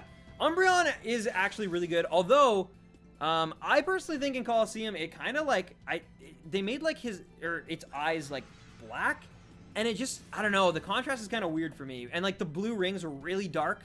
I was looking into it, and it's, yeah, I don't know, it's not for me. I prefer like the regular like sprite. I think like Gen 5 sprite is probably my favorite incarnation of shiny Umbreon, but yeah, it's a good looking Pokemon shiny in pretty much any any game. I would do a ribbon quest with the Colosseum shiny, but I don't know how to optimize Pokeblocks. So that's another thing that I once upon a time knew, because I actually, a long time ago, I found a shiny Pokemon in my brother's copy of Sapphire, and I thought that meant that it would be really good in contests. So I got really good at Pokemon contests and actually got every single possible ribbon with that Pelipper in his copy of Sapphire.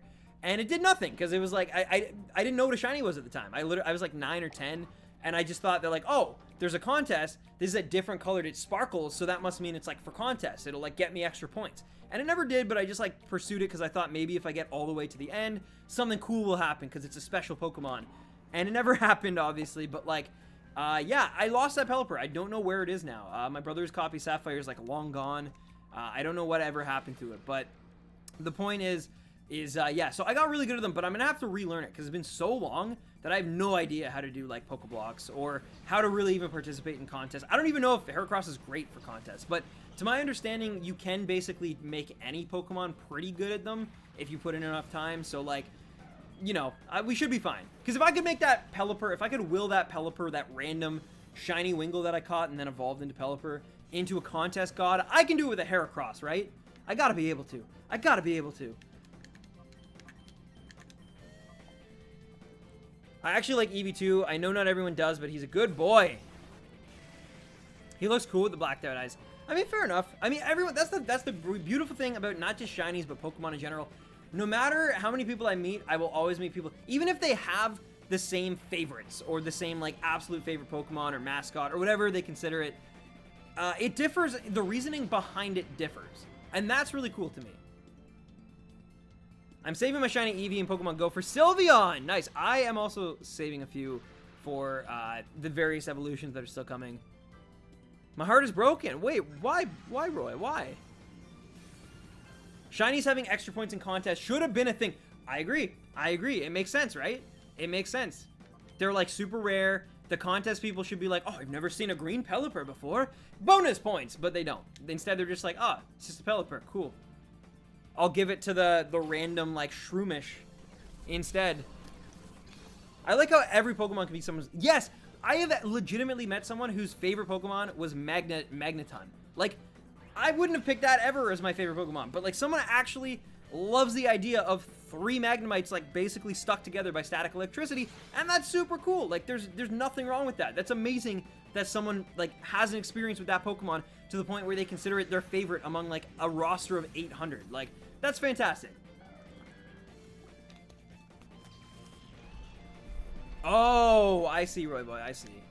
I mean, again, though, like we're talking about, everyone who's a fan of Pokemon loves different Pokemon for a bunch of different reasons, and that's the best thing about this series, right? It's like Pokemon are like phones, right? In that, or like a smartphone, in that everybody basically has a smartphone, but it's still the most important thing to them. Well, most people, I would say. So there's some people who like, but like personally, it's like, I love my phone. I would never want to lose my phone, but it's so different. Even though there's so many other people who have the exact same model of phone as me, my experience with my phone and the apps I have, the way I've tailored it to my personality, is kind of the same as like having a favorite Pokemon in a lot of ways. I think, at least. Maybe that's a weird example, and maybe I need to get it, like, stop using my phone as much. Admittedly, I probably do, but still, you know what I'm trying to say. Like, it doesn't even have to be that. It can be your music library too, right? Like your Spotify account. Like, everybody can have access to Spotify, but everybody's account is personalized towards them, and that's how like Pokemon is as well, I find. Leafeon is the worst, actually. I think Glaceon personally is my least favorite evolution, just because, again, I know it's a different typing, and I'm actually kind of glad, because ice types usually get, like, slim pickings when it comes to, like, cool Pokemon and stuff, but I just, like, I don't know, its shiny is so similar. It's also, we already had a blue evolution, so it was already destined to kind of be, like, the second blue one, you know? I don't know. Maybe I'm overreacting, maybe I'm looking more into it. I was really stoked when I heard about it and saw it for the first time, and then I was just kind of like, I don't know. I actually like Leafeon, though. I'm glad they gave us a grass-type Eevee. I think that's really cool. I cheated to catch my shiny Metagross and Bagon in the game, but non-shadow Pokemon are nature-locked. One Bagon that was usable is locked to naive nature, and the Beldum is locked to bold. Makes sense, makes sense. Makes sense. And yeah, I like, personally, I've never cheated for shinies other than I had to get footage talking about some shinies in Sun and Moon, because I think the Tapus have some of the best shinies in those games, but at the time, like, you couldn't get a shiny Tapu that wasn't Coco. I think Coco was the only one they'd put out yet, like, legitimately, and I wanted to make the video, but I didn't want to, like, just leave it off the list because I didn't have access to it. So I did. That's the one and only time I've cheated. I got, like, a few legendaries that you couldn't get, and just, like, literally recorded them on my copy of Moon that I've never really used, and then immediately, like, soft reset it on that file. So I'm not one for cheating and shiny hunting. I definitely think, like, but I don't really care if people cheat. Like, it's up to them. They can do whatever they want. But to me, like, the fun in shiny hunting is all about, like, the journey, not actually, like, I don't care, like, just that they're different colors. I mean, some definitely look better. Like, I agree. I love shiny Umbreon more than actual Umbreon. I just think the color scheme is better on it. But overall, it just, to me, it's like, it's about the journey. It's about the adventure. It's about, like, putting in all this hard work to get something really cool in return, you know? Glaceon is a good shiny. What? Sorry, man. Sorry. I play the game so much that I have at least one special nickname Pokemon of almost all of them. My Glaceon is named Princess. Anything for my princess. It's Tommy was so, quote, I'm gonna go play comp in Overwatch. Have a good one. Saying, no worries, Andrew. Enjoy. And get that neck. Whatever rank you're in currently, man, you go the one above. So if you're in Plat, you go Diamond. If you're in Diamond, you go, I think, what, Masters next after that? I don't know. But anyway, you get it. Flareon is fluffy, Vaporeon is fishy, Jolteon is spiky, Umbreon is emo, Espeon is lazy, Leafeon has best boots, Glaceon is Ice Ice Baby, and Sylveon is trans. There's lots and lots of different, I mean, that's the cool thing about Eevee. We better be getting a new evolution for Gen 8. All even generations we've gotten a new evolution. So I'm just saying, like, it's time. It's time. Emolga is the bane of my existence. I hate it so much. Actually, the worst Pokemon ever made. I don't know if I agree with that. I mean, like, it's definitely not one of my favorites, but I also, like, I don't think it's the worst. I'm just cheating because I want to be, like, a legendary trainer for another playthrough, because we have the game legit a lot of times. Yeah, no worries, man. Like I said, judgment-free zone. I don't really care if you do or not. I just, like, because I've had other people be like, oh, Stan, I see you're having a really hard time with, like, Bruxish, for example. Do you want me to just trade me, like, mine? And it's not about, to me, it's not about, like, completing the decks. It's not about, like, having the it's about the journey getting there, like, putting in the time, working for it, and, like, getting, like, I love that. I love it. But But anyway, all right. We need to use return, and we need to use another netball. Boo-doo-doo-doo-doo. I just reached rank X in Rainmaker today. No regrets. Nice, cheerleader. Nice. Congrats. Plus, I have the snag machine, so why be locked to catching only shadows? Oh, nice. I'm a criminal. I steal all your Pokemon shadow or not.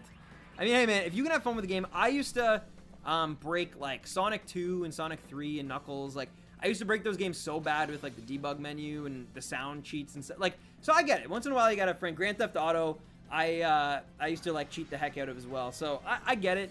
Again, totally judgment-free. No shame, man. Yeah, exactly. See, I think there's definitely a thing about, like, people who claim a shiny's legit, but they actually cheated. Like, they get super hyped, they, you know, stuff like that, fake a reaction, all that, and it turns out it was actually, like, cheated the whole time. Like, that's definitely shady stuff. That I don't know how well I can condone. I mean, it's a judgment-free zone still, for sure, but, like, I don't know, I do feel like that's a little bit disingenuous, but, hey, it definitely happens, and I get it for some people, I guess, like, I don't know. But again, to me, it would undercut everything that, like, I'm working towards. Like why? I don't know. Yo, Logout, what's up, man?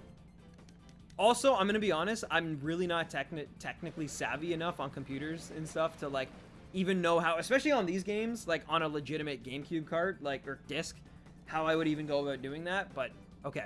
Heracross, you should be caught now, okay? Just, okay, do your brick break, quick. Do your brick break, quick. I have a corrupted Pikmin save file right now. I'm on day 57. I still need a Pikmin save file on my GameCube, like, card, so that I can get that one trophy of Olimar in Smash Bros. Alright, and you can use Cotton Spore. This should catch. It's in the yellow. It's paralyzed. This should catch. Come on.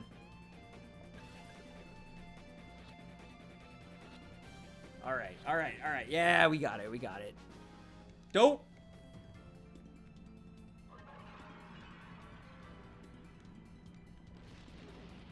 Yeah, that's fair, Paradox. That's fair. I mean, personally, like, I am literally, like, showing it off, like, online right now. So, I'm in a bit of a different boat, I guess, like, streaming it and whatnot. But, yeah, man. Like I said, it's all good. It's all good. You're upfront about it. You're honest about it. Like, I love that you embrace it. It's all good. All right, 10 more for the night, guys. 10 more encounters.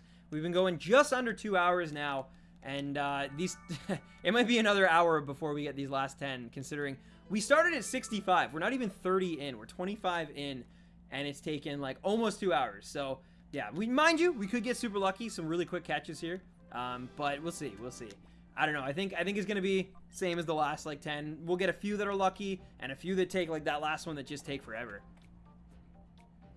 Everyone should play Animal Crossing. I actually have not really gotten into the Animal Crossing games. I'm hoping to change that. I feel like the Switch is a perfect hybrid console handheld thing that could allow me to. But I've never really gotten into them.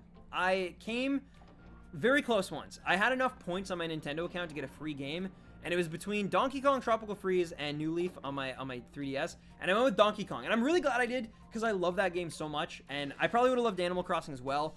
There's probably a different, like, timeline version of me, like, where I'm just, like, a fiend for like, Animal Crossing instead of Donkey Kong. But regardless, it all worked out, and I love Tropical Freeze, so I don't regret my decision. But yeah, that's the closest I came. And like, I've played a few of the older games, like, here and there, but I never really, like, got into them. They were never, like, my games. They were always at, like, friends' houses or, like, my cousins and stuff. So yeah. Promise me you'll do a Ruby Sapphire starter hunt, Stan. It's actually super fast. You totally should. The only thing that sucks is the Poochyenas. You know, I could see myself at some point doing that.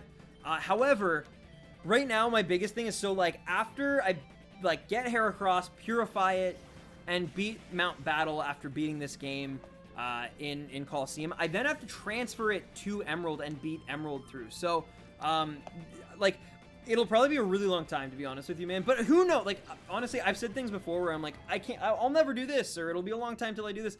If I, like, feel it, I might just decide to. But I would love to. It's just a matter of time, that's all. I wish you can do online battles on Pokemon Colosseum. I just love the animation style of this game. Way better than Sun and Moon. Yeah. I mean, it definitely is. It also, I think, Is there more technology in the GameCube than the 3DS? I don't know about that. I don't know about that. But I will say, yeah, they definitely have more animations. It can be a pain sometimes, the extra animations, just for, like, timing and stuff. Not even just talking to shiny hunting. I'm just talking about, like, it can take a really long time to finish, like, a battle sometimes, just because, like... But they are gorgeous, and it is, like... It's a cool attention to detail that they didn't have to do when they did it, so I definitely appreciate it. Yo, Rin, what's up? How's it going? Yeah, we're going kind of late tonight, for sure, but it's all good. It's all good. It's all for this baby Heracross. 8 Poochienas. That is ridiculous, man. Can you not turn off the animations in this game? I don't believe so. I've never looked into it, but I don't believe so. Just because, like, I feel like I would have heard of that before now, like, watching other people on YouTube do it. There have been a few who have done it, and they've never opted in for that method, so I don't think so, but maybe. Yo! What's up, Richard? How's it going, man? How you been, bro? You back, like, up at your college, your university? Does Colosseum have local play? I think there's a way to do it. I think, mind you, I'm not certain, but I do think there's a method you can use for it. I know you can definitely battle, like, May and Brendan from, like, the avatars from Ruby, Sapphire, and Emerald.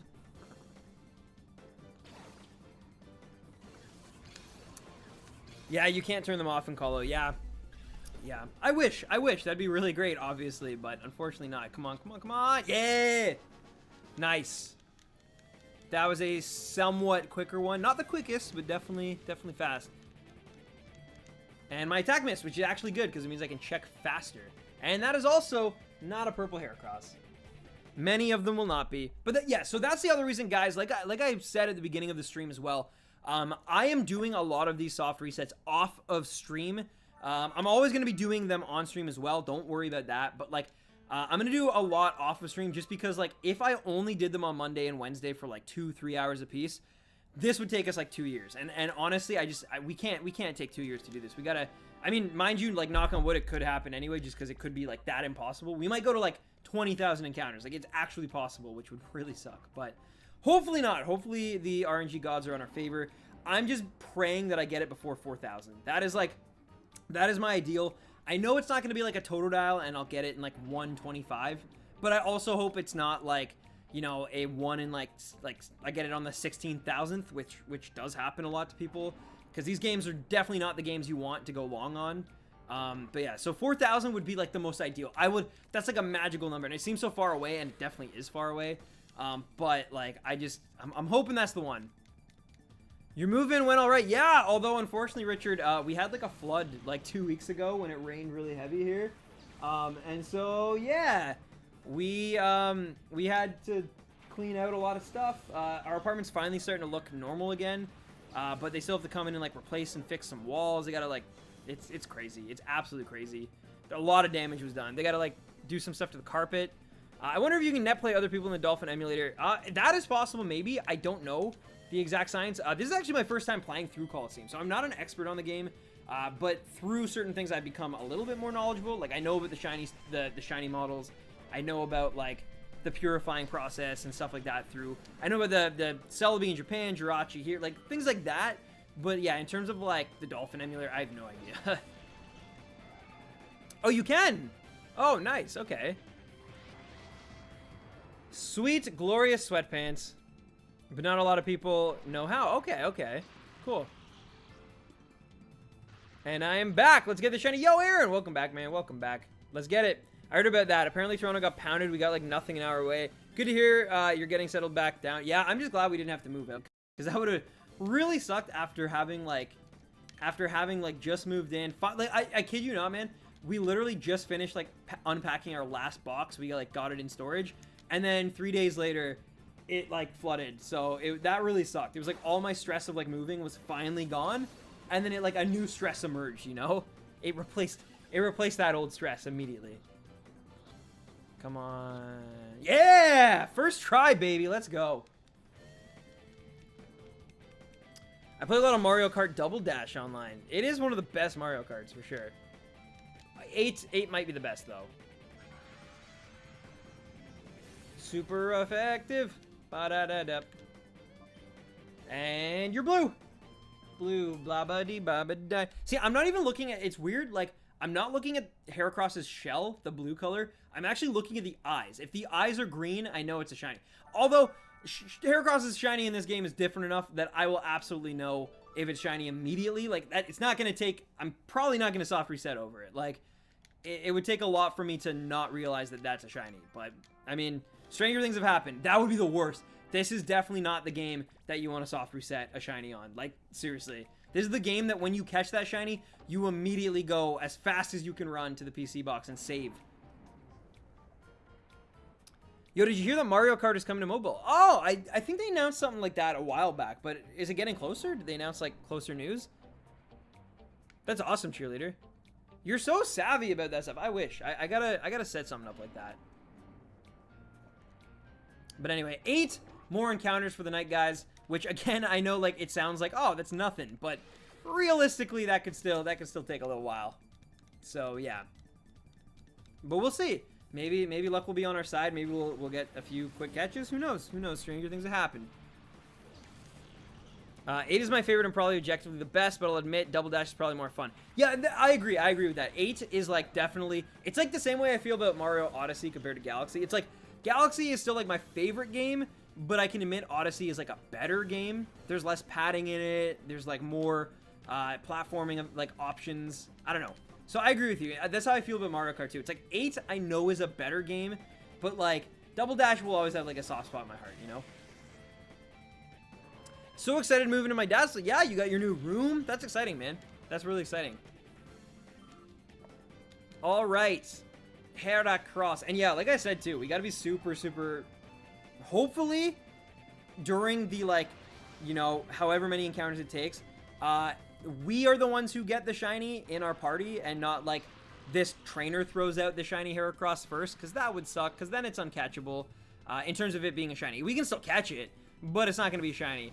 I will probably, like, yeah. And you know what the craziest part is, too? Like, I say it like, oh, I'm going to cry, whatever. It's actually pretty likely that could happen. Like, it's literally 50 cent. 50 cent? 50% chance. Yeah, so it's like flipping a coin, literally. It's like, if a shiny does appear, you basically flip a coin. It could either be a shiny for us, or it could be shiny for them. And if it's not, then you're right back to, like, just the hunt again.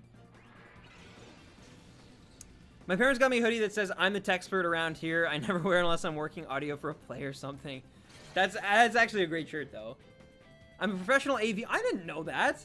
Holy. That's incredible. Saying, I'm sorry I missed the last few streams. I've been so tired and sick and on meds and, like, yeah.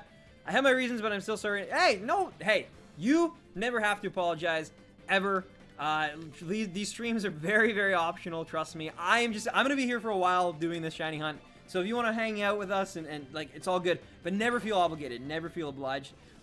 You know we love you whenever you're able to make it, and I hope you're feeling better now, or if you're not, I hope you feel better very, very soon. But yeah, I think I know a little bit of what's going on, just like a smidge, and please, yeah, never force yourself to be here if you're not able to. 50 cent, that's it. Now I gotta name my my shiny Heracross 50 Cent or Curtis Jackson or something, right? That's how that works. Oh, Heracross, why do you want to kill my Espeon? Why do you want to make things harder on me and take more time away? Rough. Also, I really hope I get a Guts Heracross. I don't want Swarm because, like, yeah, Guts is just so much better, especially for, like, Battle Frontier and stuff, if it comes down to that. Verb! You shall use Slam. Please don't crit. Even if it crits, I think it'll be okay. I think it'll just live it. But if it uses Shadow Rush off of a crit, then it would be game over. But anyway, we're just going to catch it here and it'll be fine, right? Come on, Heracross. Come on. Come on. Yeah! I always try to catch the streams. And I appreciate that. Like, I will be here hanging out, just streaming, if you guys want to hang out too, and I appreciate every single one of you who shows up and, you know, supports and comments. That really does mean a lot. But, I mean, at the end of the day, we might be here a while, and, like, I totally understand if people miss a few streams here and there. Like, it's not the end of the world, because there's going to be another day, probably, of shiny Heracross hunting. Unless we get super lucky, which, please, RNG gods, please. Well, that's good at least, Oddity. I'm glad to hear that it's a little bit better, even if it's only slightly. But yeah, that you're not in physical pain anymore. That is good. That is good. I feel for you. I feel for you. Things are kind of better. Still just handling it. Yeah, I know. I figured that's what was going on. But I promise you, just you're strong. You'll be okay, and it will all work out. I promise. I promise. Things get messy, but there's always like a sunrise for every sunset, you know? And I don't know if there's a sunset. I'm not saying there is, but I'm just saying that, like, if it's very dark out, eventually the sun has to rise. That's all. I can't join sometimes because of my gosh dang chronic migraine. Oh, those are the worst. I don't know why, and I've been really lucky lately, but for the longest time, it was like usually once a month or every other month, I would just get one where, like, I couldn't walk. Like, I literally could not walk. If I stood up out of my bed, I would like, it was like having, oh my god, what's it called? When it's like your inner ear imbalance, vertigo, I think. But yeah, it was like, I couldn't think, I couldn't walk. I literally just had to lie down, and just, like, suffer until I could fall asleep again. And then after I slept, I'd, like, wake up and be fine. But sometimes, you know, if I woke up after, like, an 8-hour sleep, I couldn't get right back to sleep, so I'd have to just, like, put on a podcast or music, close my eyes in a dark room, and just, like, curl up in a ball, basically. I've been there. I've definitely been there. Thankfully, I haven't had any in a while, but what have you been playing in your free time recently, if you had any? Honestly, like, Pokemon Go, I know that sounds awful, probably, but, like, that's the thing I've been playing the most of. I have to renew my PS4, like, membership. Otherwise, I probably would be playing more Overwatch, but, like, yeah, I haven't renewed it yet. Yeah, other than that, Pokemon Colosseum, Pokemon Go, definitely Pokemon'd out for sure. What else, though? I feel like there is something else that I've kind of been playing. Oh, a little bit of Smash for Wii U, now with, like, the announcements and stuff. I have been playing a little bit of Wii U. So, yeah, those three. All like, Nintendo games, but what is new, you know? Yeah, I don't know. Maybe I should diversify a little bit more, but I've just been lazy. It's not even lazy. It's like I've been working, like, so full time and, like, dealing with stuff like the flood and whatnot, that when I do have free time, I just, like, I don't want to, like, take the extra steps to game. Like, I don't want to install something or buy a Steam game or like, renew my PS4 membership. Like, I don't know. You awful. That's how mine are. Yeah, I get them. I definitely get them, and they're awful. My theater's doing Newsies right now. Best show. You should definitely videotape that and then show it to Roy, because he loves Newsies, I believe. He's a big musical guy. I think Newsies is one of them. I'm not 100%, so please do not quote me, because I might be, like, speaking on his behalf. But, yeah. I think he's a Newsies boy. So many weeds, so many. Stan sends me more Go gifts than my grandma at Christmas. I send a lot. It's because, like, my commute, it's definitely not what it was, but I walk, like, about 20 minutes there, 20 minutes back every day, and so it's something to do, you know, and yeah, we got it. I've had a concussion once, and I couldn't play Animal Crossing for a month. Why specifically Animal Crossing? Or just, that's the game of choice you're playing, then? And I've been playing some Wii U as well, went back to Splatoon 1, and I'm loving it. Splatoon is super underrated, man. I think it might be the best game they put out for the entire, like, Wii U console. Really great. I really do need to pick up Splatoon 2 at some point, but at this point, I'm probably just going to wait for price drop, to be honest. Like, it's, yeah. But yeah, I also, for those of you who were not here, oh, it's still up. I literally still left it up. Wow. I was going to say, I'll show you guys what, excuse me, Heracross looks like in this game, but it's still up. It's still been just sitting there that whole time.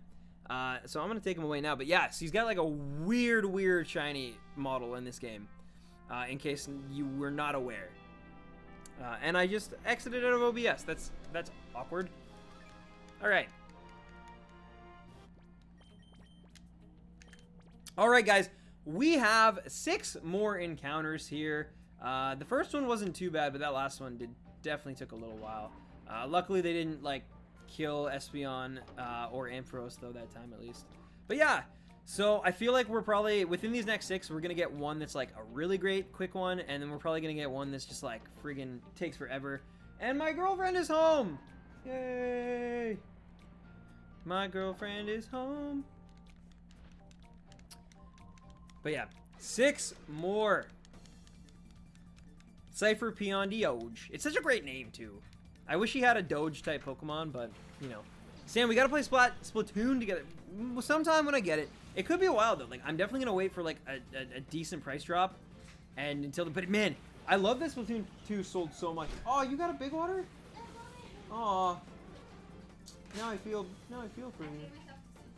Okay, that's fair. That's fair. If you're gonna bring a big water home by yourself, then you gotta have some sushi. All right, let's get back in the rhythm. I heard the Octo expansion is phenomenal. I really want to play it. Oh, you're good. You're good. Splatoon 2 is definitely worth picking up if you can guarantee yourself like 100 hours to invest. But otherwise, I'd be worried about not getting your money with it, if that makes sense. So personally, my thing was like, I love Splatoon, and then Overwatch came along, and it like kind of replaced it as like my go-to first-person shooter. And so Splatoon 2 might be able to like redo that. I don't know. But Overwatch, I just felt like I was having more fun with it. Even as great as Splatoon 1 was, I felt like I was like, Overwatch just gave me like that plus Ultra. My Hero reference. But yeah. And so that was kind of my like takeaway. And so going back to Splatoon 2, just I feel like it would just make me want to play Overwatch. But who knows? And I did hear the Octopath expansion is just like friggin' amazing. So yeah. It takes 15 plus hours, but I could do that for Splatoon. Like that's a series I love. I'm very familiar with like, cause I definitely put more than 100 hours into the first game, like for sure. I probably put about 152 hours, I would say. So yeah. Is everything okay? Oh. What kind of sushi did you get? Oh. I might have some if you can't finish it. But first, I gotta finish, and we just got another Heracross caught. Let's go. My GF is literally in love with Reinhardt from Overwatch. Who isn't, though? Right? Like, let's be honest. He's, like, just the burliest of German men. Like, he's got... Oh, nice. Live that, Espeon. Beautiful power armor. Like, he's the man. And there is yet another no Heracross, but that was quick. So, we lucked out there for sure. Reinhardt! Fluff drew a cute version of my Octoling and it's my Discord profile pic now. Octo Robin is babe. Yes. Fluff also did Roy as a bird. I made some stupid comment about, like, I've always wanted to see Roy as a bird. And, like, it was the best meme ever. It's in Roy's, like, art channel. It's so great.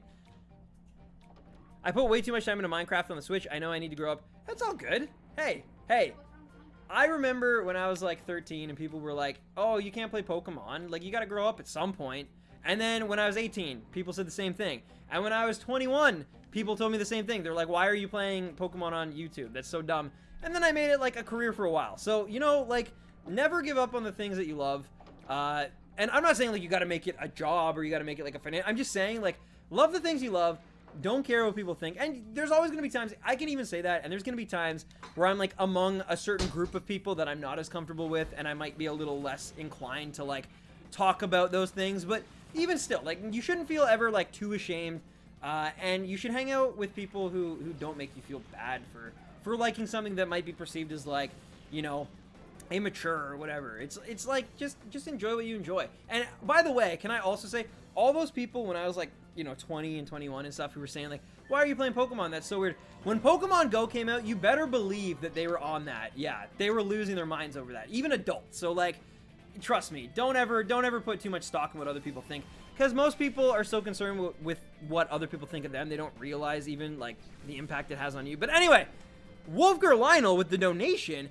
Question, for Primarina with Liquid Voice, is it best to keep both Sparkling Aria and Hyper Voice, or only keep one where Sparkling Aria hits but Cure Burn for ally, or with Hyper Voice doesn't damage ally? So I actually do not know this because I've never really used a Primarina as my starter. I've used like Torracat, and I've used, or Torracat, oh my god, why Incineroar. I'm having such a hard time with starter names today. But yeah, Incineroar and Decidueye, but I never used Primarina, so I'm not the expert on that. I also kind of got out of those games before the hidden abilities became available, so I don't even really know much about, like, Decidueye. I know it's like the physical attacks do more damage or whatever, like long reach or whatever it's called. But yeah, it's been a long time since I've been in with Gen 7, other than shiny hunting, of course. So yeah, I am not the guy, but if someone in the chat knows about about Liquid Voice, please let Wolfger know. Please give them. But yeah, you might have to just Google it, to be honest, because I really don't know. But yes, regardless though, Wolfger hype. I wish I could have been more help. Seriously, I'm really not like that great of a competitive mind when it comes to Pokemon. I don't know a lot about like abilities and natures and things like that. I know a little bit about IV training and EV training because of like trying to breed for like a shiny team at one point. But even that's like limited at this point because that was a long time ago. That was like the beginning of Gen 6, like 2013 still. So yeah, also we just got a really lucky catch again. So that's awesome. We got 4 more after this guy, but who knows? Maybe it'll be shiny. It's not, but it's okay. It's okay. Long reach physical attacks do not make oh, sorry. Yeah. I knew it was something to do with that, but yes, my bad. My bad. To be honest, Liquid Voice is kind of terrible. I tried to run a comp one once, and it didn't end well. I've heard it's the best of the 3, though. Is that not true? Again, my competitive knowledge is very limited. Though, what's really cool is that I'm gonna have to learn all facets of like Pokemon,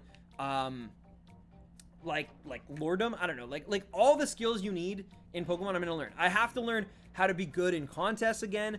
I have to learn how to like win things like the Battle Frontier and the Battle Tree. I have to learn how to like just everything. Like it really tests, this quest tests like everything that people love about Pokemon, all in like one huge long playthrough with one Pokemon. So that's what's really cool about it, is that you go through every region, you go through like every generation, Gen 3 and up, and you experience everything. Everything. Like, there's mini games I have to do to get some of these ribbons. Like, it's crazy. I have to beat Red in, I have to get the shiny crown at one point. Like, that's gonna be a pain in the butt as well. Currently playing Splatoon 2 in the background. Nice. Tournament might be better in general sense. Liquid Voice is kind of situational because you should be running Hydro Pump on special sets anyway. Yeah, I forgot. Richard, you have a really good, like, competitive mind for this stuff. Thank you. Thank you for the knowledge, man. I just want to own a farm and have it be filled with Pokemon, man. I mean, you know, Roy has a farm, and it's filled with slime. So, yeah. And corn. Slime and corn, which is why he's the corn man. It's true, Nad. You laugh, but he is. He's the ultimate cornman. Oh, it's in his Discord. I don't know if you're in there, but yeah. You know, I played the Gen 3 remakes, but not actual Gen 3. So in my opinion, and this is just one idiot's opinion, so please do not crucify me for this, but I actually prefer to play Emerald than to play Orre. Maybe that'll change when I do my, like, in-depth review of Orre, but yeah, I did not enjoy it as much as I enjoyed my replay of Emerald, which they kind of were around the same time. Well, no, I guess they weren't actually. One was in like late 2014, one was in like mid 2016, I think. So yeah, I guess. Oh, sorry, I got distracted there. But yeah, I guess I'm kind of off a bit. I need to play the Gen 3 remakes. So yeah, you know, I can't really speak on the remakes as much because I definitely like flew through them, and I was kind of already in like a mindset of like, I don't really know. Oh yeah, we cut it again. That was fast. Nice. Getting some luck here. I've never seen the Battle Frontier. I think it's the Battle Tower in those games. It eventually became the Battle Frontier, but yeah, it's it's fun. It's actually a good time. I believe it's also in, they just like basically copy pasted it in Fire Red Leaf Green. I might be misremembering that though. That is not a shiny. 3 more, ladies and gentlemen, for the night. I'm also, because of like how ridiculous these encounters take, I won't be doing my usual like, let's go 101. Because like, honestly, just going to 100 tonight, like that's killer. Doing 35 in one session is actually a lot for this game. So yeah. I'm not gonna go to 101, but I will go to 100 so that we start Wednesday on a nice even number, and I'll try to do like another 35 that night. I might even tomorrow, possibly after I do some like black and white recording, or black and white 2 recording rather. I might, or no, actually I'm going to a concert tomorrow. I will not be able to record black and white. Rough. I know, that's too bad. Okay, you go, I'll record black and white 2. Thanks. Takes 20 minutes for 4 encounters. It actually can, though. Like, sometimes it's not bad. Like, that last one was very fast. I got a little distracted. It could have been even faster. But yeah, it honestly goes between, like, 3 to 10 minutes, depending on how fast. If we catch it right away, it's, like, about 3 minutes, 10 seconds or something. But if you get, like, a long one, it can take, like, upwards of 10. I don't think we've actually had one that took, like, more than 8 minutes, I want to say. But even 8 minutes is a lot. Like, that adds up when you have a few that go that long. You know, where you could have Yo! Stream Egg 17 raid. Hello, welcome raiders. How's it going? Yo, welcome. How's everybody doing tonight? Thank you for raiding. I appreciate that. Holy. Stream Egg 17. Yo, what's up, everybody? What's up? Stream Egg, thank you so much for the raid. Dude, I really appreciate that. Welcome. We are currently just shiny hunting for Heracross in Colosseum. Yo, Ash, thank you for the subscribe. Yo, thank you so much, man. Seriously.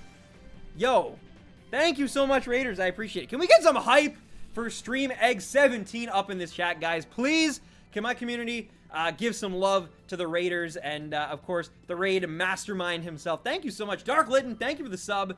Welcome to the Stampede as well. Yo, thank you so much, guys. That's awesome. Especially in, like, such a long shiny hunt. This is really cool. Thanks, guys.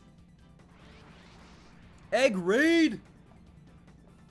I love it. I love it. We're actually just wrapping up, though. We're wrapping up. We got, like, after this, we have 2 more encounters.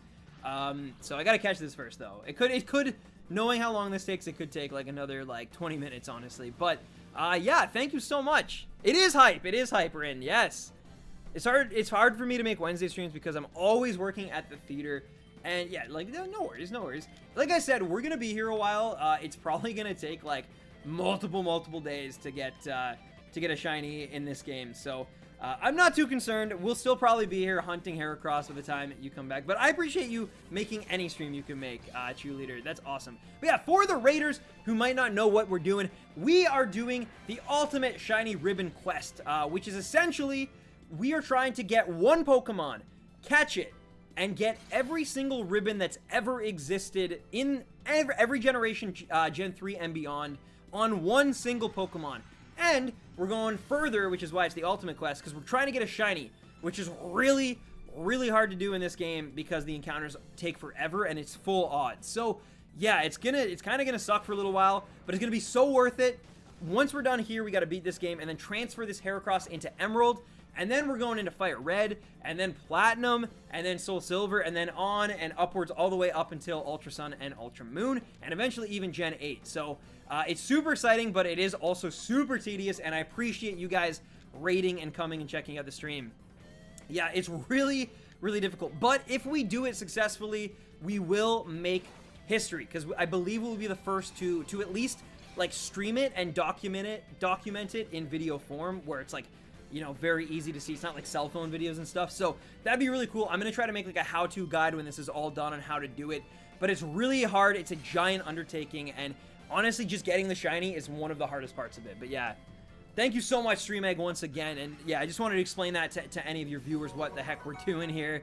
But yeah, Frosty Blue DJ 371 HD, thank you for the sub. Welcome to the Stampede, DJ. And I hope you're enjoying the stream so far, even though, like I said, it can be tedious when Heracross doesn't want to get in the ball. And yeah, for those of you who also don't know, in Colosseum, in order to check if the Pokemon is shiny, you actually have to catch it first, which is why it's taking so dang long here. All right, this Slam should not kill, but hopefully we catch it before we even need to use that.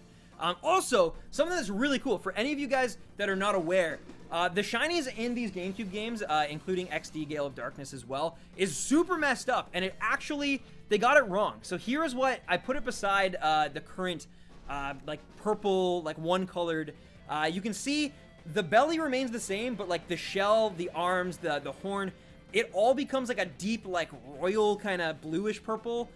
And then the eyes go from yellow to green, which is super weird. It's the only time this ever happened. And they also got a lot of other 3D models wrong as well. But anyway, we're going to check, and it is unfortunately not shiny, so we hit reset on my GameCube, and we continue. But yeah, it's definitely different, Carton of Milk. It's definitely different. That's awesome. We're trying Stream. I mean, Stream Egg, like, It might happen. It might take forever. Like, I'm definitely dedicated to it. But like I was saying to these guys earlier, I hope and I pray that this is like not the one that goes like super long. Like I don't even mind if it takes 4,000 soft resets. I'm okay with that. I'm even okay if it takes 8,192. I'm cool with that. I'm just worried like if it starts going to like 10,000, 16,000, 20,000, this is definitely not the game you want that to happen in, because that would mean this could take like 2 years or something, and especially if it goes like 20,000, that's probably like 2 years of streaming, and so that's not ideal, obviously. I'm still going, Roy. We got 2 more. We got 2 more encounters here. Hi, my dude. And yes, Nat is here as well. My girlfriend's in the background. But your patience will be worth it. I hope, man. I hope. My goal is hopefully I have this whole quest done by the time Gen 8 comes out, and then I can transfer this very same Heracross we'll eventually catch, or not today. Well, maybe today. We don't know. But catch in this game. And then as Gen 8 comes out, we can beat that game together and run through with this eventual shiny. I think it'd be so cool. And yo, Zhao, I hope I'm pronouncing that, or maybe it's just Zhao. But thank you so much for the sub. Welcome to the Stampede, my friend, and I hope you're enjoying the stream so far. And yeah, sorry if I'm falling a little behind here. I got to get back in my rhythm, but yeah. And Roy says what's up. It'll be worth it. Cheers. Thank you, Steven. Thank you. Also, we got our little Charizard mascot here, so that's some hype. And yo, Brian, you're back?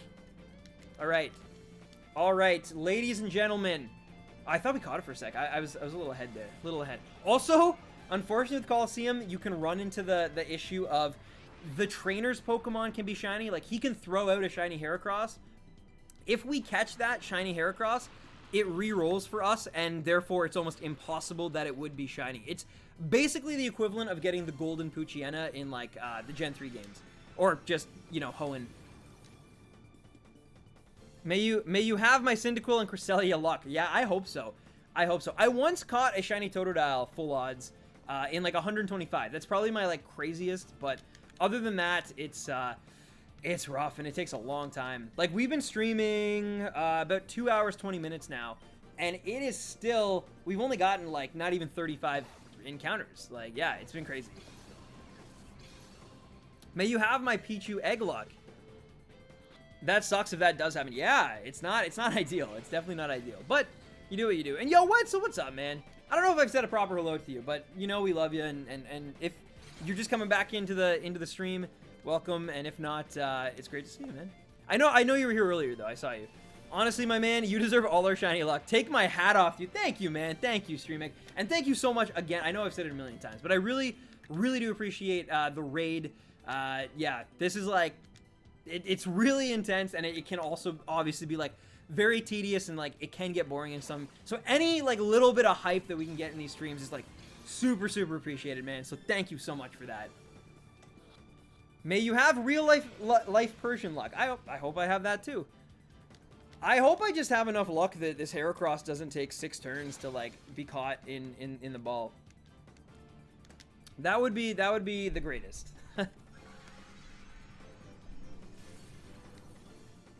All right, come on. Oh, he's gonna attack Ampharos. We're good. I don't know why, but the AI in this game is very predictable. If he uses Shadow Rush, I know he's going for Espeon to finish it off, and if he uses Brick Break, I know that it's going to be for Ampharos. All right, yeah, cool. Hopefully this catches. I never played Colosseum. I only played XD Gale of Darkness. So up until this, we've done like a little Let's Play of this game so far up until this point, and I had never played Colosseum or XD. I'd never played it because I didn't own a GameCube until like basically the Switch was already out, and I got it for a really good like price. I think it cost me like 80 bucks or something, and then I bought it for like Melee, and that's like the only GameCube game I actually own, I think. So I eventually, when I knew I was like gearing up for this, I had to buy all the equipment so I could stream GameCube games, just like an HDMI adapter, things like that. And then I also purchased Colosseum because I knew we'd be doing this. I think I'm also gonna try to get like the bonus Jirachi disc at some point, because I think that's just like super cool that you can get a legit Jirachi like in later games through like Colosseum. I wish it was Celebi, but you know, I guess I could always get that through the Crystal Virtual Console if I needed to. But anyway, I don't really want to use Slam anymore, just in case it crits. So I am going to use that, and then I'll have Maribel use Cotton Spore. To be honest, you hype up the stream so it's entertaining. And oh, thanks, man. I try. It's definitely, like, not all of them are like, as hype, but this has been a really good stream. I've seen a lot of, like, amazing old and new faces, and so it's been a blast. And yes, we finally got this thing under control and caught it in that net ball. But no one streams shiny hunts in this game because it's so hard. You're the first I've seen, GG. It is ridiculously hard, yeah. The only person I've ever really seen do it and be successful is the underdog. So yeah, and again, he has a really cool video on catching a shiny Quilava. It has green flames and like a red back in this game. It's so cool. Again, because they messed up the sprites, but yeah. Anyway, let's check this out. I'll stop babbling for a second just so we can unfortunately soft reset because it was not shiny. But yes, last one of the night, guys. The promise was to go to 100, and we were about to hit that after all of the hype. Later, Dark Litten, thank you so much for tuning in. I appreciate you, and I appreciate you like commenting. Giving us your energy, that means a lot. So thank you, and have a great rest of your night. I will be streaming again Wednesday for anybody who might be interested in that. But yeah, let's go.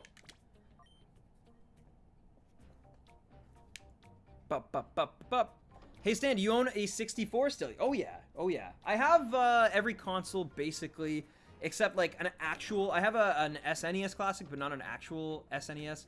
And I don't have anything NES related, but usually you can find a workaround for that in like terms of a virtual console or something for most of the games that matter, I guess. Not all of them, but most of them. So yeah, I have pretty much every Nintendo console though. I have like a whole, like basically I have like a bag full of like each console and then like the controllers, the accessories I had at the time. But anyway, let's go. The final Heracross of the night, although it's not coming out right now because we have to destroy Ariados first, but yeah. Oh, I've met Underdog. Oh, really? Yeah. He's incredible. He's kind of like a huge like guru of sorts. Whether I don't think he knows, but he's like a big guru of mine in terms of like this hunt because he's like really the only person I've seen who's like actively tried to get a shiny in this game and succeeded. There's been a lot of people who like they'll get one and then film it and like post it online off their like phone cam, but that's just like complete luck. Like he's actually someone who tried to, and it took him 2 years, but he finally got it. And it looked really good, so it was well worth it. Do you have Mischief Makers? I don't actually. I subscribe. Keep that hype. Good luck. Thank you, Steven. Steven Urizari. Thank you for the sub, and welcome to the Stampede, man. Sorry about that. It's a really fun game that no one seems to have heard of, and if you can get your hands on it, it's a good game. Okay. Stan, who's the best Yurlai and April character? Only one good answer. Dude, I have not... Yeah, I have not watched that anime since like 2016, 2015. I watched it before there was even a dub out, okay? Like, I was watching it like week to week. So it's been a long time. I don't necessarily remember all the names, but the best friend is the best. He's the best. But, okay, let's do return. Yeah, he finished in like a day. Yeah, he's crazy. Anyway, Underdog and Mon are the ones I know that hunt on these games. Yeah, they're legit. Like, those guys have done some insane hunts. Like, this is by far my most complicated one. Oh, I thought we were gonna get it first try. That would have been sick. I'm sorry. What's he saying? It was really. It's been a while, Roy. It's been a while. Come on. I bet Roy loves the piano guy, the like rival with like the crazy spiky blonde hair. Yeah, that's probably who Roy loves. I tried to record for live Shiny Misdreavus in this game back in 2012 before people started making Shiny Colosseum videos, but it took me years. Did you finally get it though? Like no one like in my actual chat, I've had a few people like try it, but no one obviously other than like cheating devices has gotten a Shiny in this game. So I'm actually curious. There's someone named Rotom currently like watching the streams who's going, I believe, for a milk tank right now. Oh, okay, Orre is the best character by far. No, that guy sucked. The piano girl was great, though. Roy, I'm noticing a pattern here.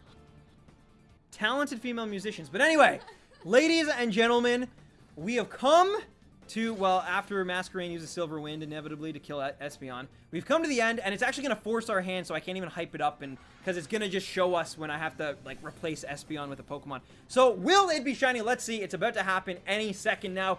The final one of the night, number 100, And it is not a shiny. It is a regular blue, yellow-eyed Heracross. But that is okay. It was almost inevitable, unless we had ridiculously good luck, that it would not be a shiny tonight. But that's okay. I will be back this Wednesday. I'm going to try to aim for another 30 or 35 encounters. I would not miss that for the world. I might even do a few on my own if I find time, but like I said, I'm going to a concert tomorrow, so probably not. Yeah, no worries, Stream Egg 17. Thank you so much for the raid. Seriously, guys, like, give Stream Egg some hype. That was amazing. I appreciate you, man. Seriously. Thank you, thank you, thank you. And I'll have to return the favor someday if I can. I appreciate you, man, seriously. But yes, it was a beyond amazing stream tonight, guys. I really, seriously appreciate it. Like, everything, all the energy was, like, super positive. I also, of course, gotta thank all the new subscribers. If you subscribed tonight, thank you so much. We're that much closer to 1,000 and unlocking some custom sponsor stuff, which would be really cool. I also gotta thank, of course, Wolfger, Lionel, all those, like, donation bombs. Thank you, my friend, and great questions, as always. But yeah, guys, I think that's going to do it for both me and the old Nad here. And, unfortunately, it didn't happen tonight, but it will hopefully happen sooner than later. It's been a blast. I have been your host tonight. I love you guys. Thank you so much. Again, I will be streaming Wednesday. We're going to keep at it. And, as I always say, happy hunting, baby. Rhinoceros beetles, because that's what Heracross is based on. Ooh! Anyway, love you guys. Have a great rest of your night, and yeah, peace, my friends. This was so much